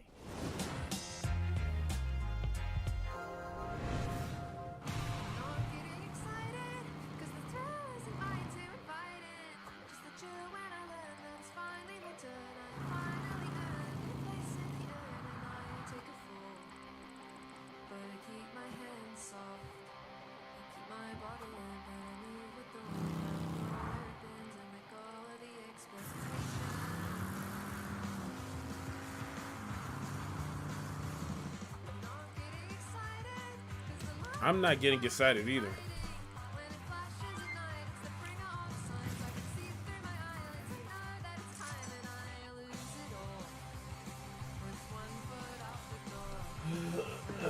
I'm about to put one foot out the door watching this trailer.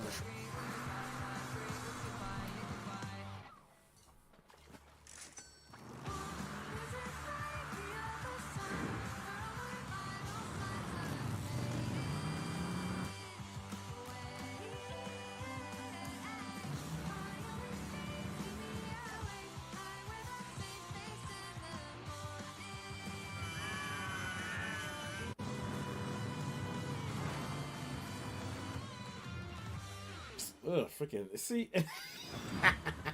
I'm definitely not playing that game now, man. And now I'm beyond lucky to be joined by Crescent County's creative director, Anna Hollenreich. Anna, thanks so much for joining us. Thank you so much for having me. I am so excited to be here. Now, that was a lovely trailer. Nope. And I'd love if you could just walk us through a little more of what we just saw. It's kind of if you're imagining Kiki's Delivery Service meets the Bikes of Kira, set on a rural Witch Tech island.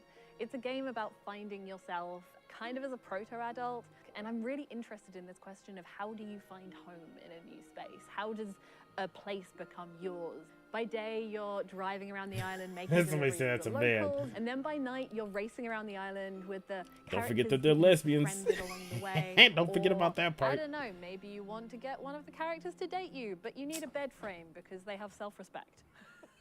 I believe me. You did say that you took some personal experiences into this. It's so real.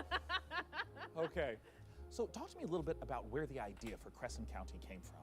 It's inspired by my first ever proper video games job where I moved to the Isle of Wight. I couldn't stop doing this Witch Tech mashup. I couldn't stop drawing it.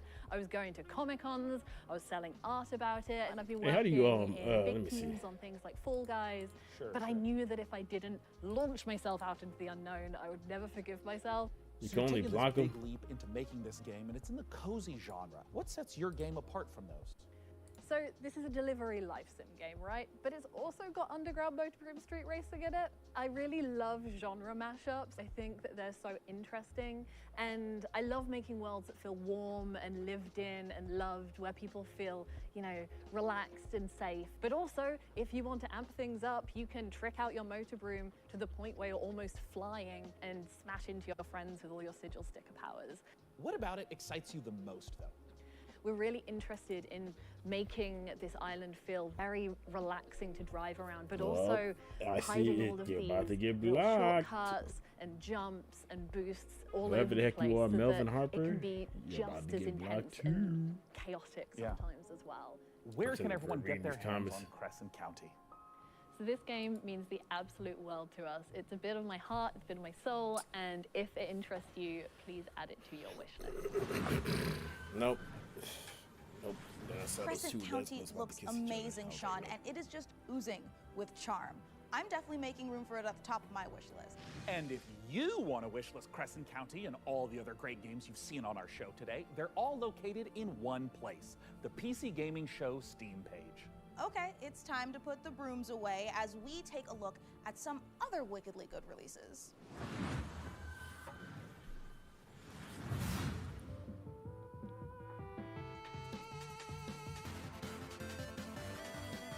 Indie Island.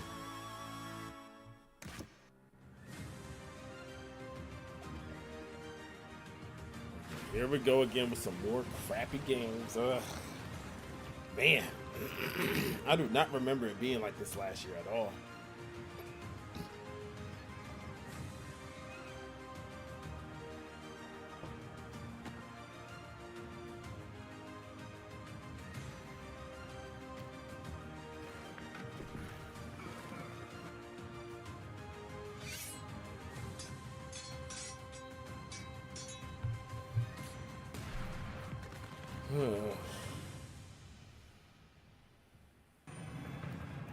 My name is Sam Walker, and I am the last man standing. I steel myself for what's to come. I may not survive this, but at least I'll go down fighting. Fighting for a chance to make things right. Even if it's too little too late.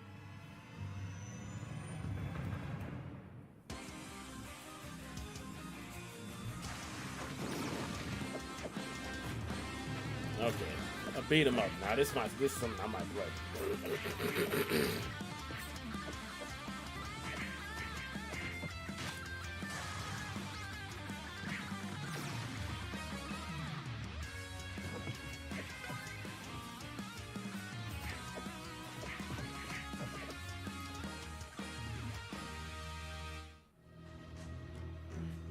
Go to a good game, then go right back to a crappy one right after make it to the good game. Ugh. Oh.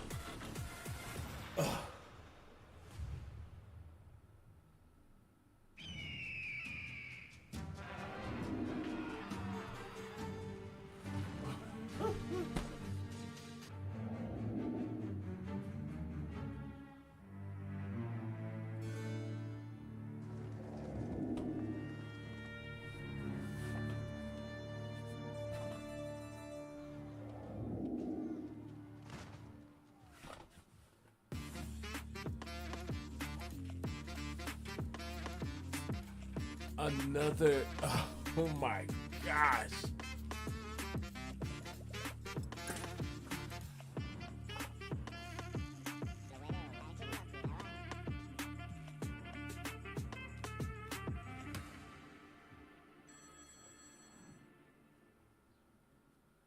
Set out on the journey, my child, and find your voice.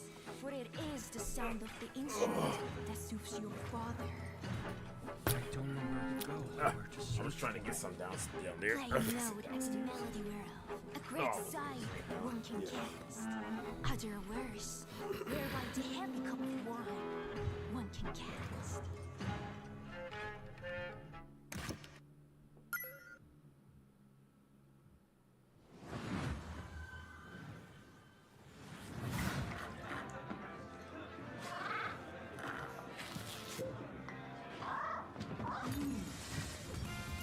Oh, this game.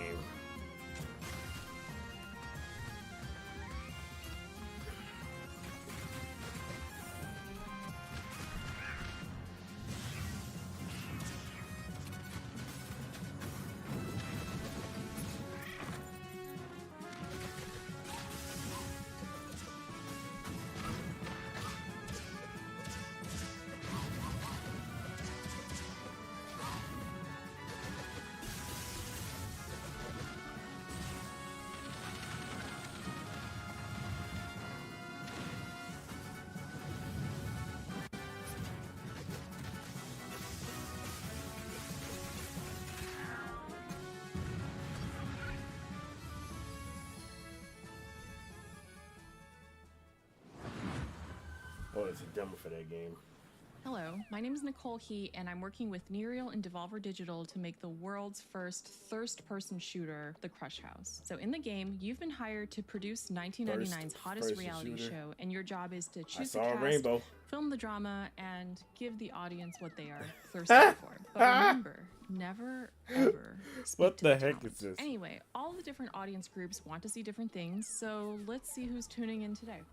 All right, we've got the divorced dads. They want to see bromances, meat on the grill, strong male emotions, you know, divorced dad stuff. And the fish freaks are here. We've earned money from ads, so let's put some fish in the tank for them. This is normal for reality TV. And the film students are watching, and they want to see all of this at a Dutch angle, of course. Hold on, butt guys in the chat, let's see what they have to say. Pants are a prison for the ass, if that's what you want, Sir Mix-a-Lot. You know, if we combo all the different things that they want to see in frame together, the ratings will go up even more. Chat is loving it. And no matter how crazy the audience requests are, we have to satisfy them, or else the show will be canceled.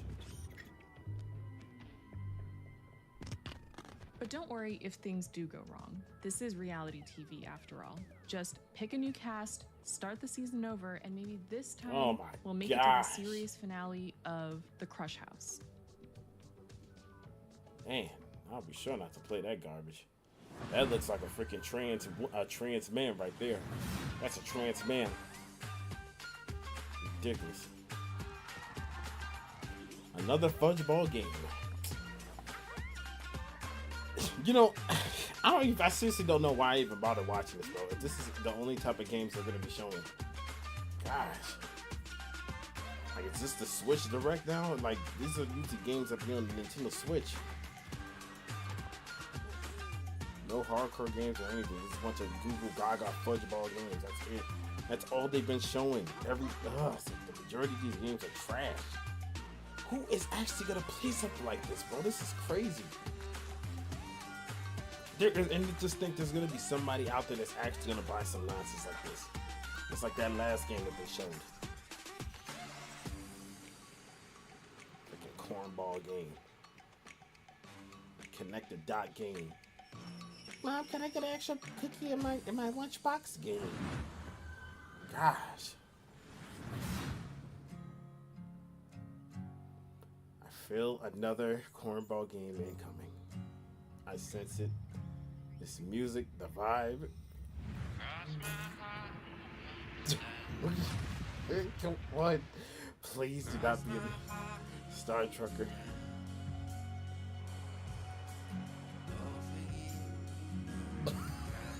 The Truck Simulator.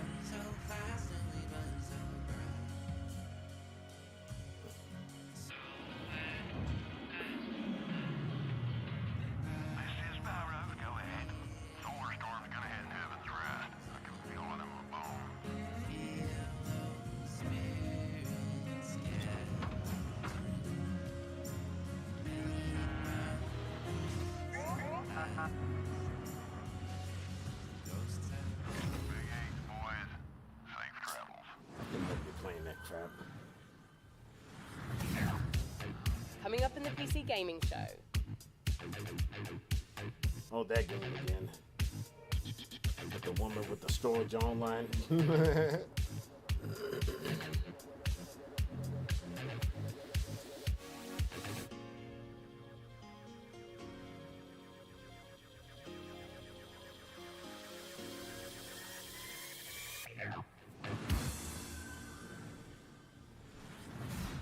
Trust me when I say I know what it's like to wait for a big release to arrive.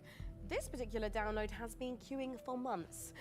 But fans of extraction shooters, and I'm talking about the extraction shooter, the one that kicked off an entirely new genre, don't have much longer to wait. Multiplayer FPS Escape from Tarkov has been in beta since 2017, but is now preparing for its heralded 1.0 release. Here's a look at what's coming when the granddaddy of extraction shooters goes gold.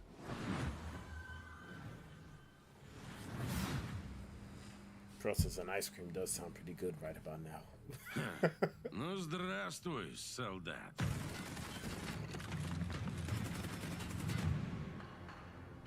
Давненько не заходил.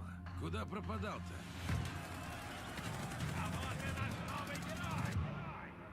Так ты на арену поддался, но все равно вернулся, да? Чемпион. Да, изменился ты. Но и у нас тут жизнь не стоит на месте.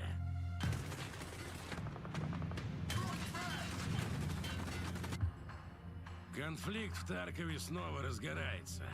И пока неизвестно, чем все это закончится.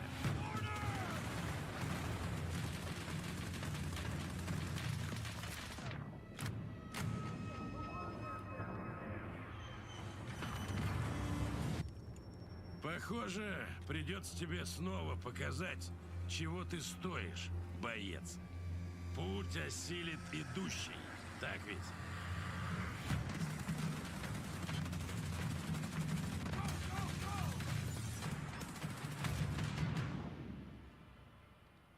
И кто знает, может, у тебя и получится сбежать из Таркова.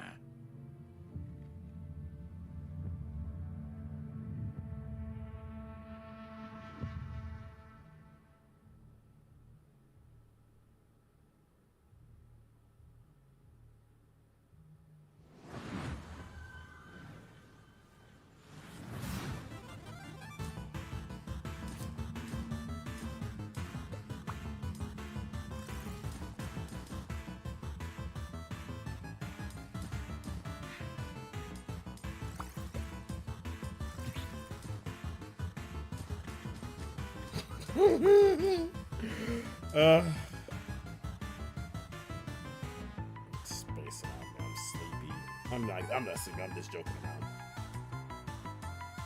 I'm not even giving the game a chance. It's a platformer.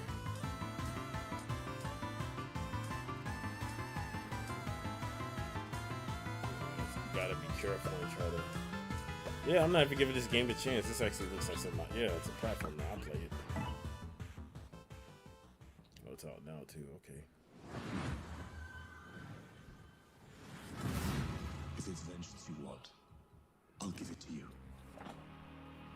As long The as game with the girl with the strong jawline. The game with the girl with the strong jawline. Stem the tide of destruction. It's the least you can do.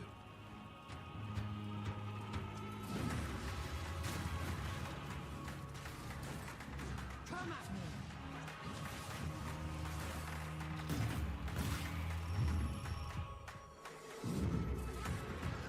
You're in my way.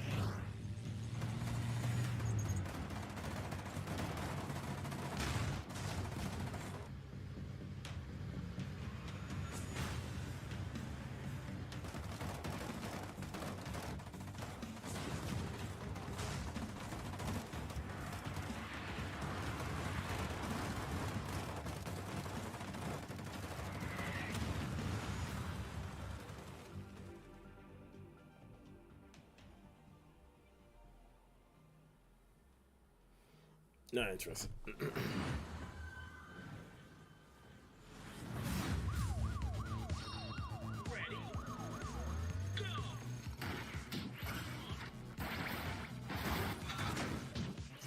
Sounds like you're in trouble.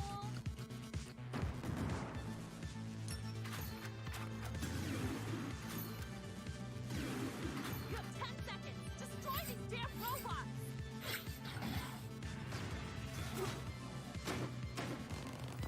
Okay, boss. Roger.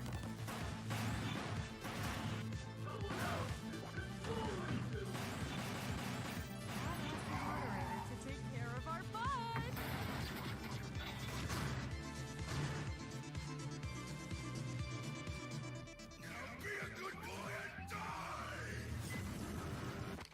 This game blows your mind. Mullet Mad Jack.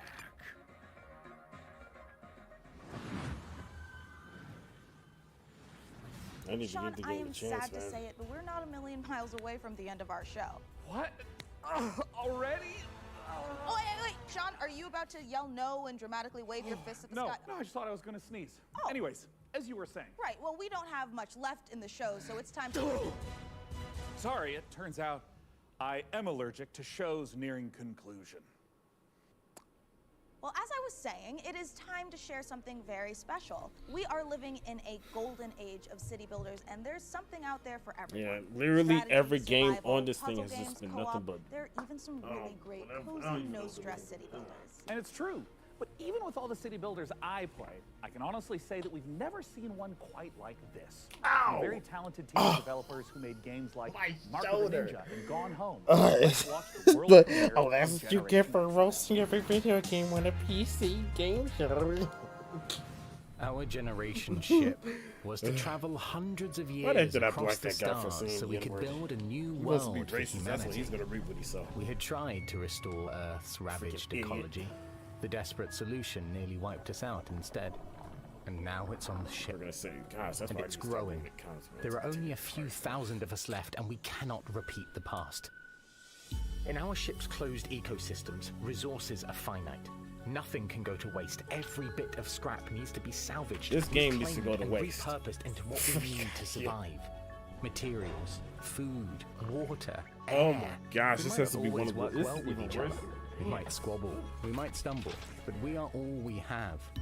As we're building a balanced ecosystem, years will go by like minutes. We must adapt to each other and to the unknown. We're not just learning to build a sustainable future. Everyone on board is living their own story, and your story will be different from mine. Can we escape the mistakes that drove us from our home? Because every decision we make now will determine if humanity earns a second chance.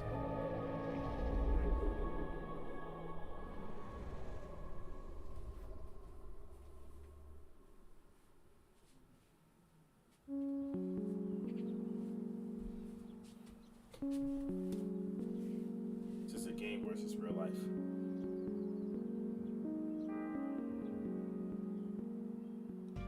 Generation Exile is a sustainable solarpunk city builder with a reactive emergent narrative that changes every single time the game is played. You are aboard a generation ship traveling for several hundred years, leaving a ecologically ravaged Earth behind, attempting to find a new home for humanity. So rather than repeat the failings of Earth in the past, you need to find a new way to develop a society that is sustainable and can thrive. Your job is to make sure that you shepherd humanity successfully to the destination planet and that they live to get there and there's enough people to keep humanity going.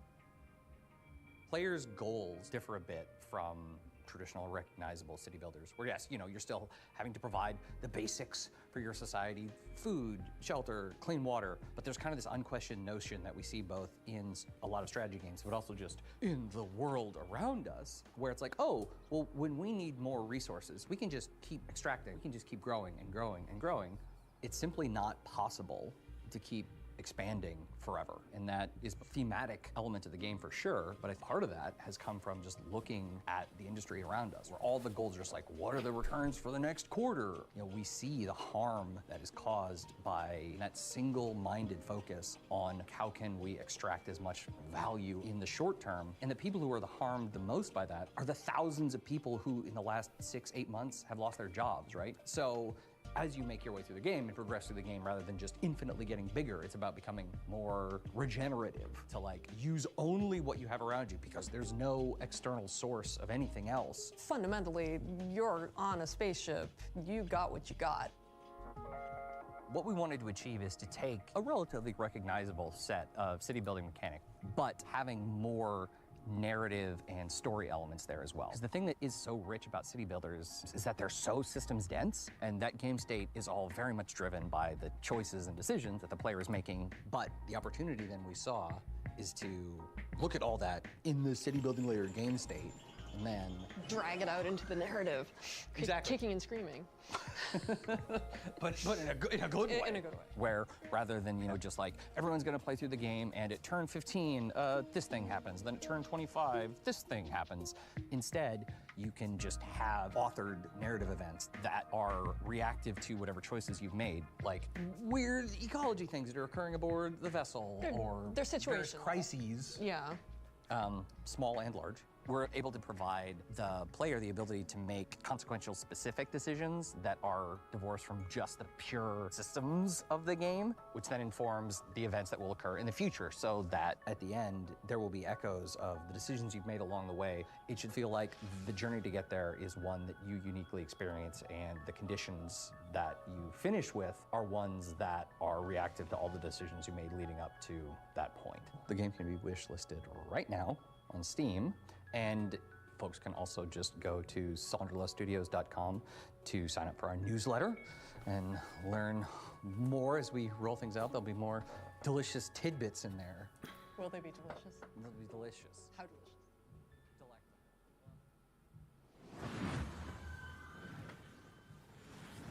A huge thanks to the good folks at Sonderlust for letting us take a look inside their new sci-fi city builder, Generation Exile. It looks incredible, and the amount of love and work the team have put into it really shines through. Now look, we are under no illusion that this last year has been incredibly difficult for so many developers in the face of thousands of layoffs and countless studio closures. Go broke. Today we are so grateful that we have the chance to put a spotlight on many people really continuing to make games in the face of uncertainty. And if there's any game you this saw in pandering, our that's show why. or in any of the other many showcases, we encourage you to purchase or even just wish list any of the games for developers that you care about. It goes a long way. Oh, this freaking pandering, it wouldn't be happening, man. Next up, you'd think the sight of a house standing up and walking around on two weird massive chicken legs would be horrifying. But when you realize it's taking some heavy witch vibes from everyone's favorite Slavic folklore character, Baba Yaga, it's actually pretty awesome. Reka is the base building exploration game you'd curse yourself for missing.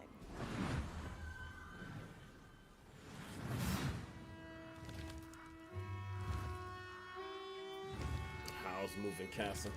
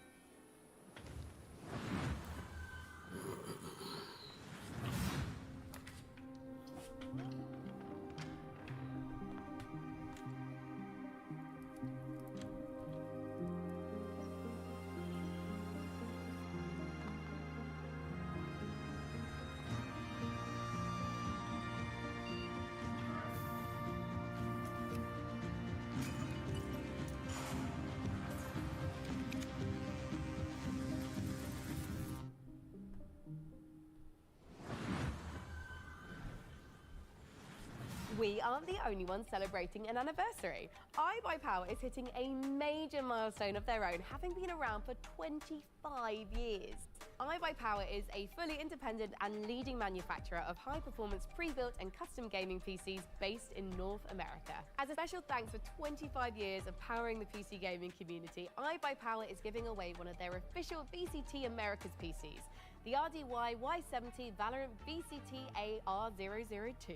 This bad boy boasts a hefty AMD Ryzen 7 7800X3D CPU, a GeForce RTX 4070 Ti, and 32 gigs of DDR5 5600 MHz RAM.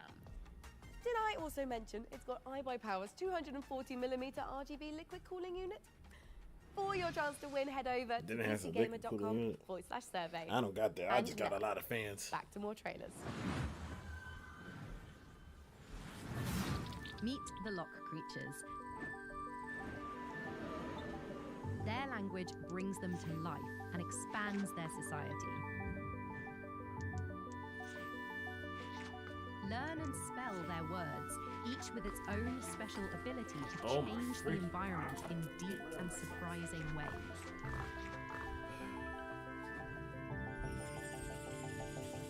Play the Lock Digital demo, available today. In a world where the top special forces operatives are all just wizards for some reason, one team is unstoppable. Not yours. Hers. The Black Ops Chronomancer. Her team of needlessly fancy goons have brought the world to the brink of war. And only one group of mismatched rejects stands in her way. A disgraced retired Navy SEER who can see every possible future, but can't remember his own tragic backstory. The freelance Storm Witch, a private investigator whose mastery of lightning is devastating, unless her enemies aren't standing near windows. The Necromedic, a surgeon who turned to necromancy when she lost her medical license. She can heal you, but she'll have to kill you first. The Rebel Riot Priest, your heavy support. Faith is her armor. But she is also wearing actual armor. Together, there's no threat they can't stop. As long as they can get there by public transport, they can rewind every time they screw it up. And there's an easy mode if they need it. Tactical Breach Wizards. Coming to Steam August 20th. Demo available now. Also, could you wishlist it, please? Thanks.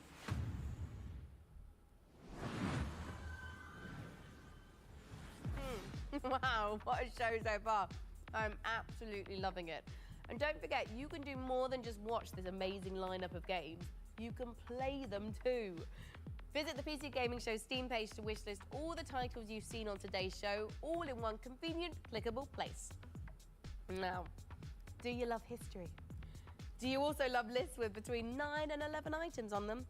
Then today is your day. For our 10th anniversary, we've counted down the 10 biggest moments in PC gaming over the past decade. You can see where your favorite moments landed by visiting pcgamer.com/10. Right, time to grab some friends and head for the sky, where you can turn floating islands into your personal skyships and soar through the clouds. It's co-op survival craft made cozy. Here's an uplifting look at Aloft. Hello, I'm Manuel Bergeron, founder and creative director of Astrolab Interactive. It is my greatest pleasure to announce that we just launched a new multiplayer demo for our game Aloft, a sandbox survival game set in the sky. Take a look at our new trailer for a few more surprises. Enjoy.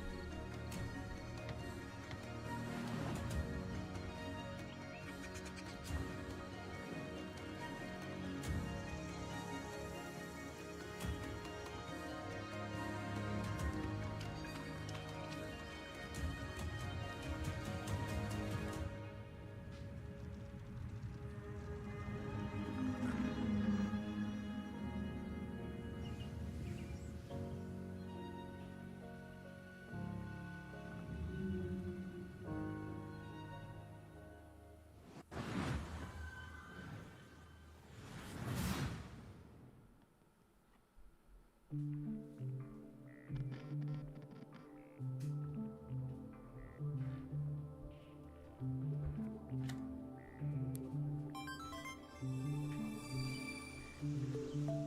yes. Man.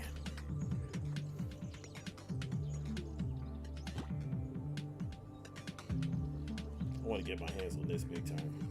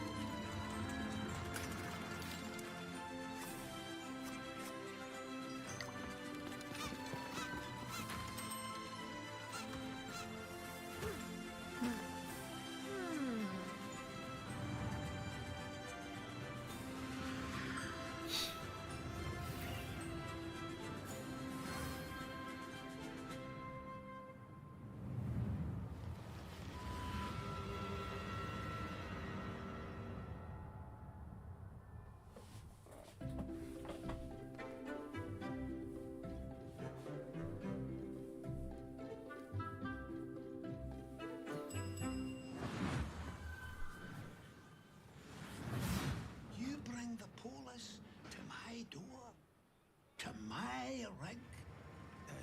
I can sort this, right? I just need time. Don't you answer me back! You're fired. You hear me? Fired. Jesus, Gregor! Gregor!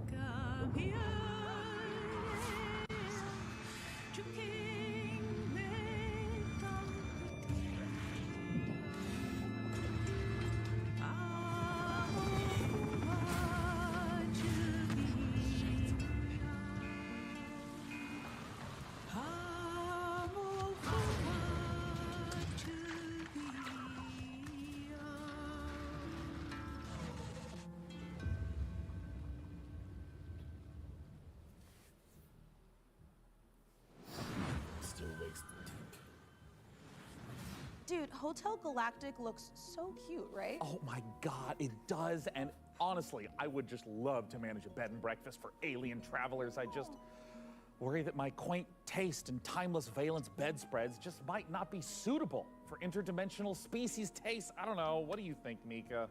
Sean, look at me. If anybody can create the cutest bed and breakfast for interdimensional space beings, it's you. It's this guy. Oh, you always care, Mika. Oh, I know I do. And you know what else I care a great deal about? It's the developers at the Chinese Room getting back to their roots for more first-person horror. Still Wakes the Deep looks atmospheric as hell and positively chilling. Amen to that, Mika. And hey, Speaking of chilling, get ready to side-scroll your way through a 2.5D post-apocalyptic zombie survival with Into the Dead. Set in 1980s Texas, you are charged with gathering resources, managing party members, and crafting items, all whilst hordes of killer zombies try to chomp down on your brains. And what's worst of all is that this is taking place during a scorching heat wave. Oh my God, and as someone who lives in California, I can confirm that's way worse than zombies. I feel you. I mean, my family's Irish. I get sunburned by the moon.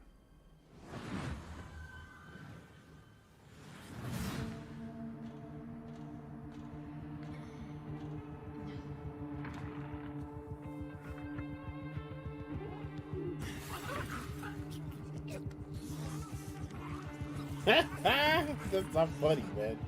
Whatever funny she got took it down. I just got the munching on it. Look at this fat, overweight woman, just freaking fat for no reason, man.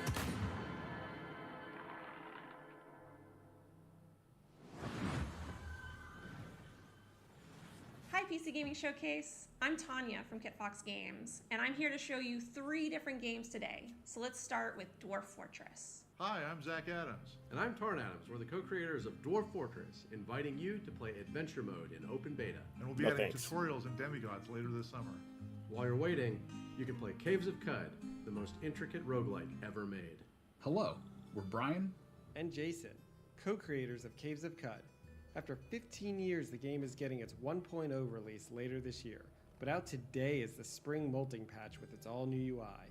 Live and drink. And our final piece of news today is a whole new game to announce, a world premiere for the PC Gaming Showcase, Streets of Fortuna.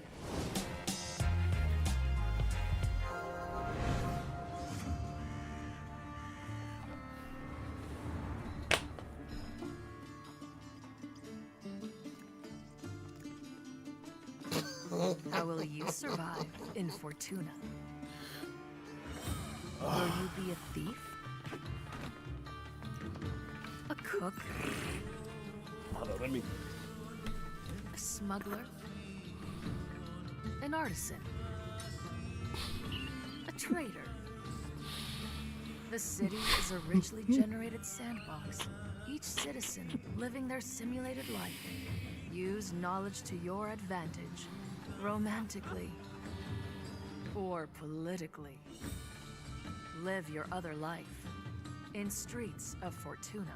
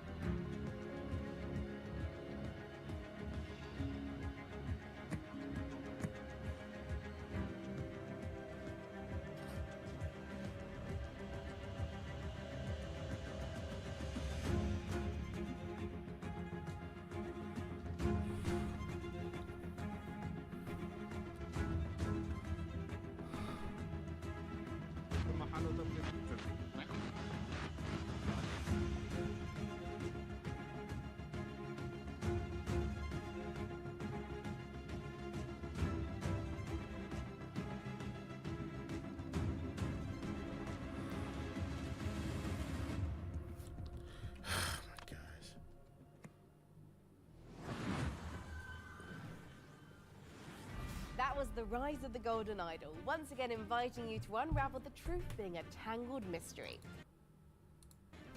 Friends at Hooded Horse that combines turn-based strategy with real-time exploration. Here's the new trailer for Every Day We Fight.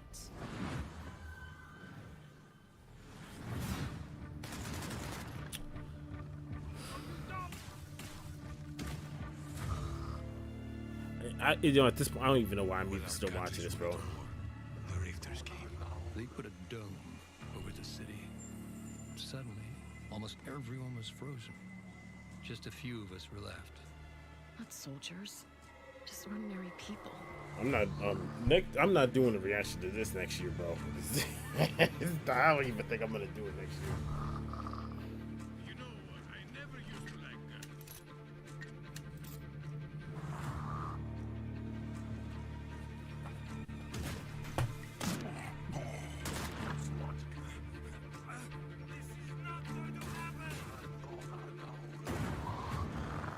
Are we alive? I could swear I just got killed.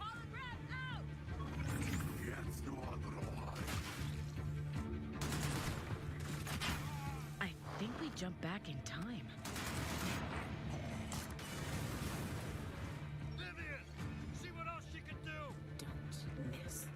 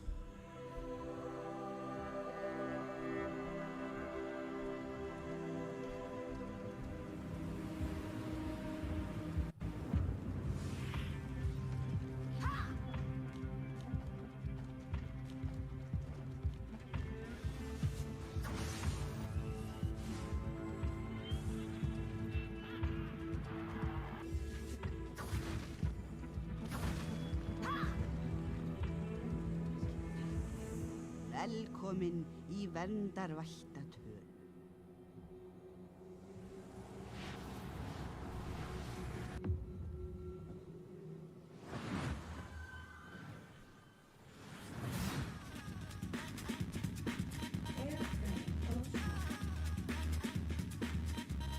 PS1 type game.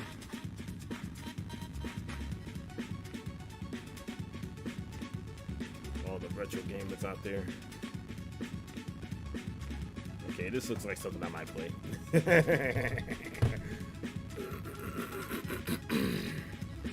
Dang. Freaking ragdoll. Was there a demo for this?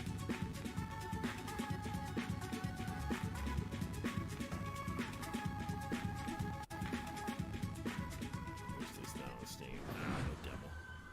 I'm gonna go back and I automatically just started Zelda as soon as I saw those goblins.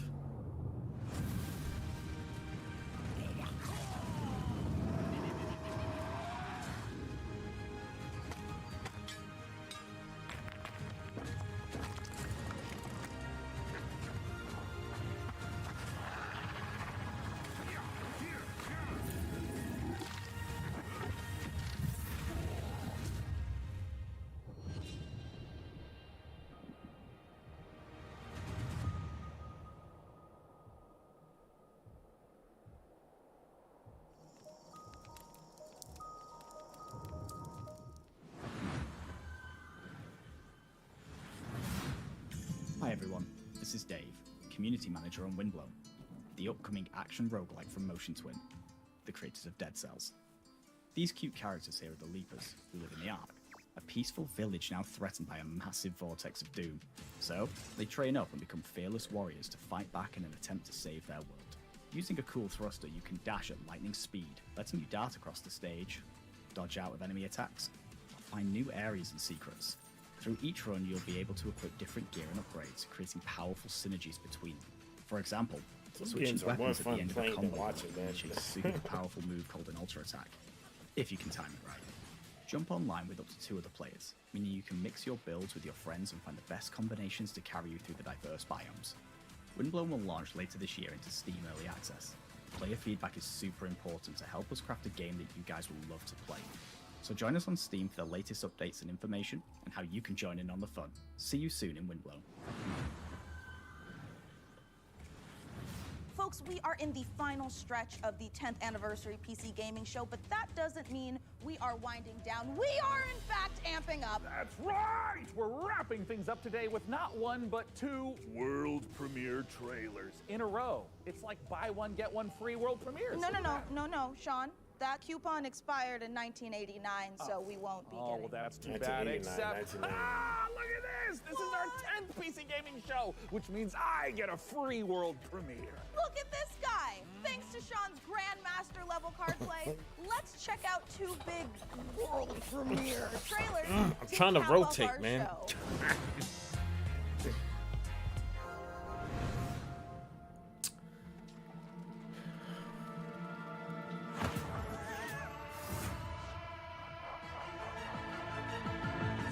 Cold.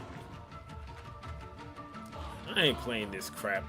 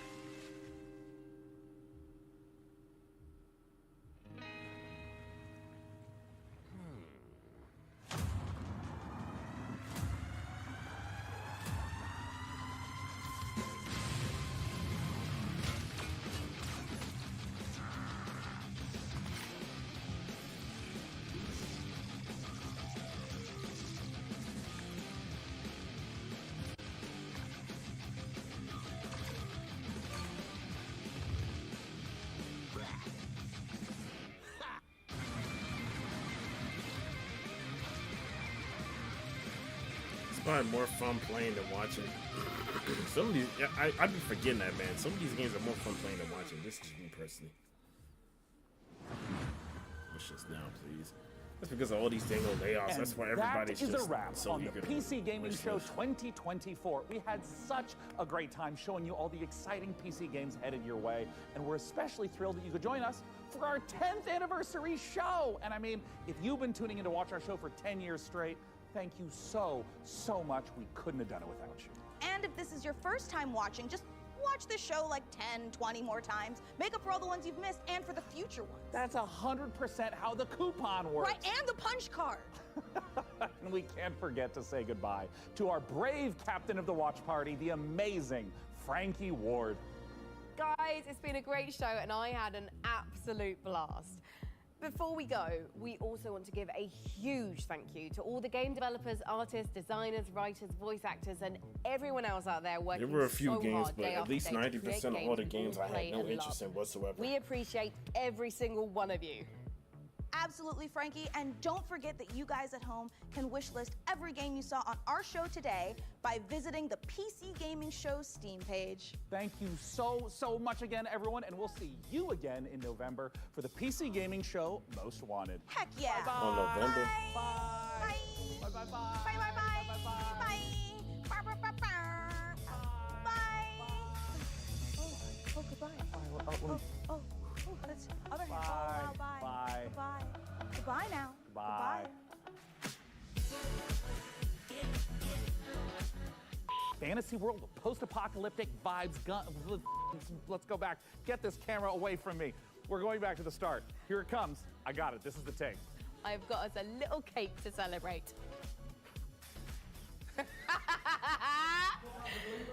Yeah. I know how to read. Whoa! What the am I doing? All right, one more time. Here we go. Because I can't say Atmospheric as balls. atmospheric. Are we allowed to say that? Is that helpful? Sweaty balls. Ooh. I don't know why that's the noise I chose to make, but whatever. And published by Microsoft. Surviving of this f***ing surviving. I know, I just tripped it. All right, I can do it again. Cue the upbeat soundtrack. I was drooling all over my face for some reason. So how about you, good fella? Are you gonna get your knuckles bloody with fallen aces? Oh, Mika, I prefer. Oh. How about you, Sean? Do you want to play Windows loading screen? That was dumb enough for me. I'm ready for the next one. All right. Bye. I thought you were gonna say, until then, go f yourself. And I was like, oh, that's a sign off.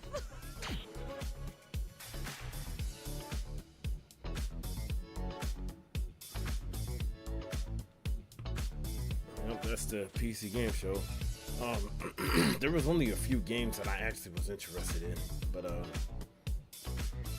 yeah, I'm gonna definitely go wishlist some of the games that they shown.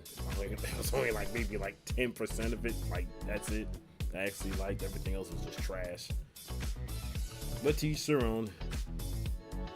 Whoever watched this, thank you, and I will see you, I guess, tomorrow, maybe. Because I'm going to try live streaming some more on here. Because, yeah, I'm getting tired of constantly doing these long gameplays and nobody watches them. So, you know, I mean, see you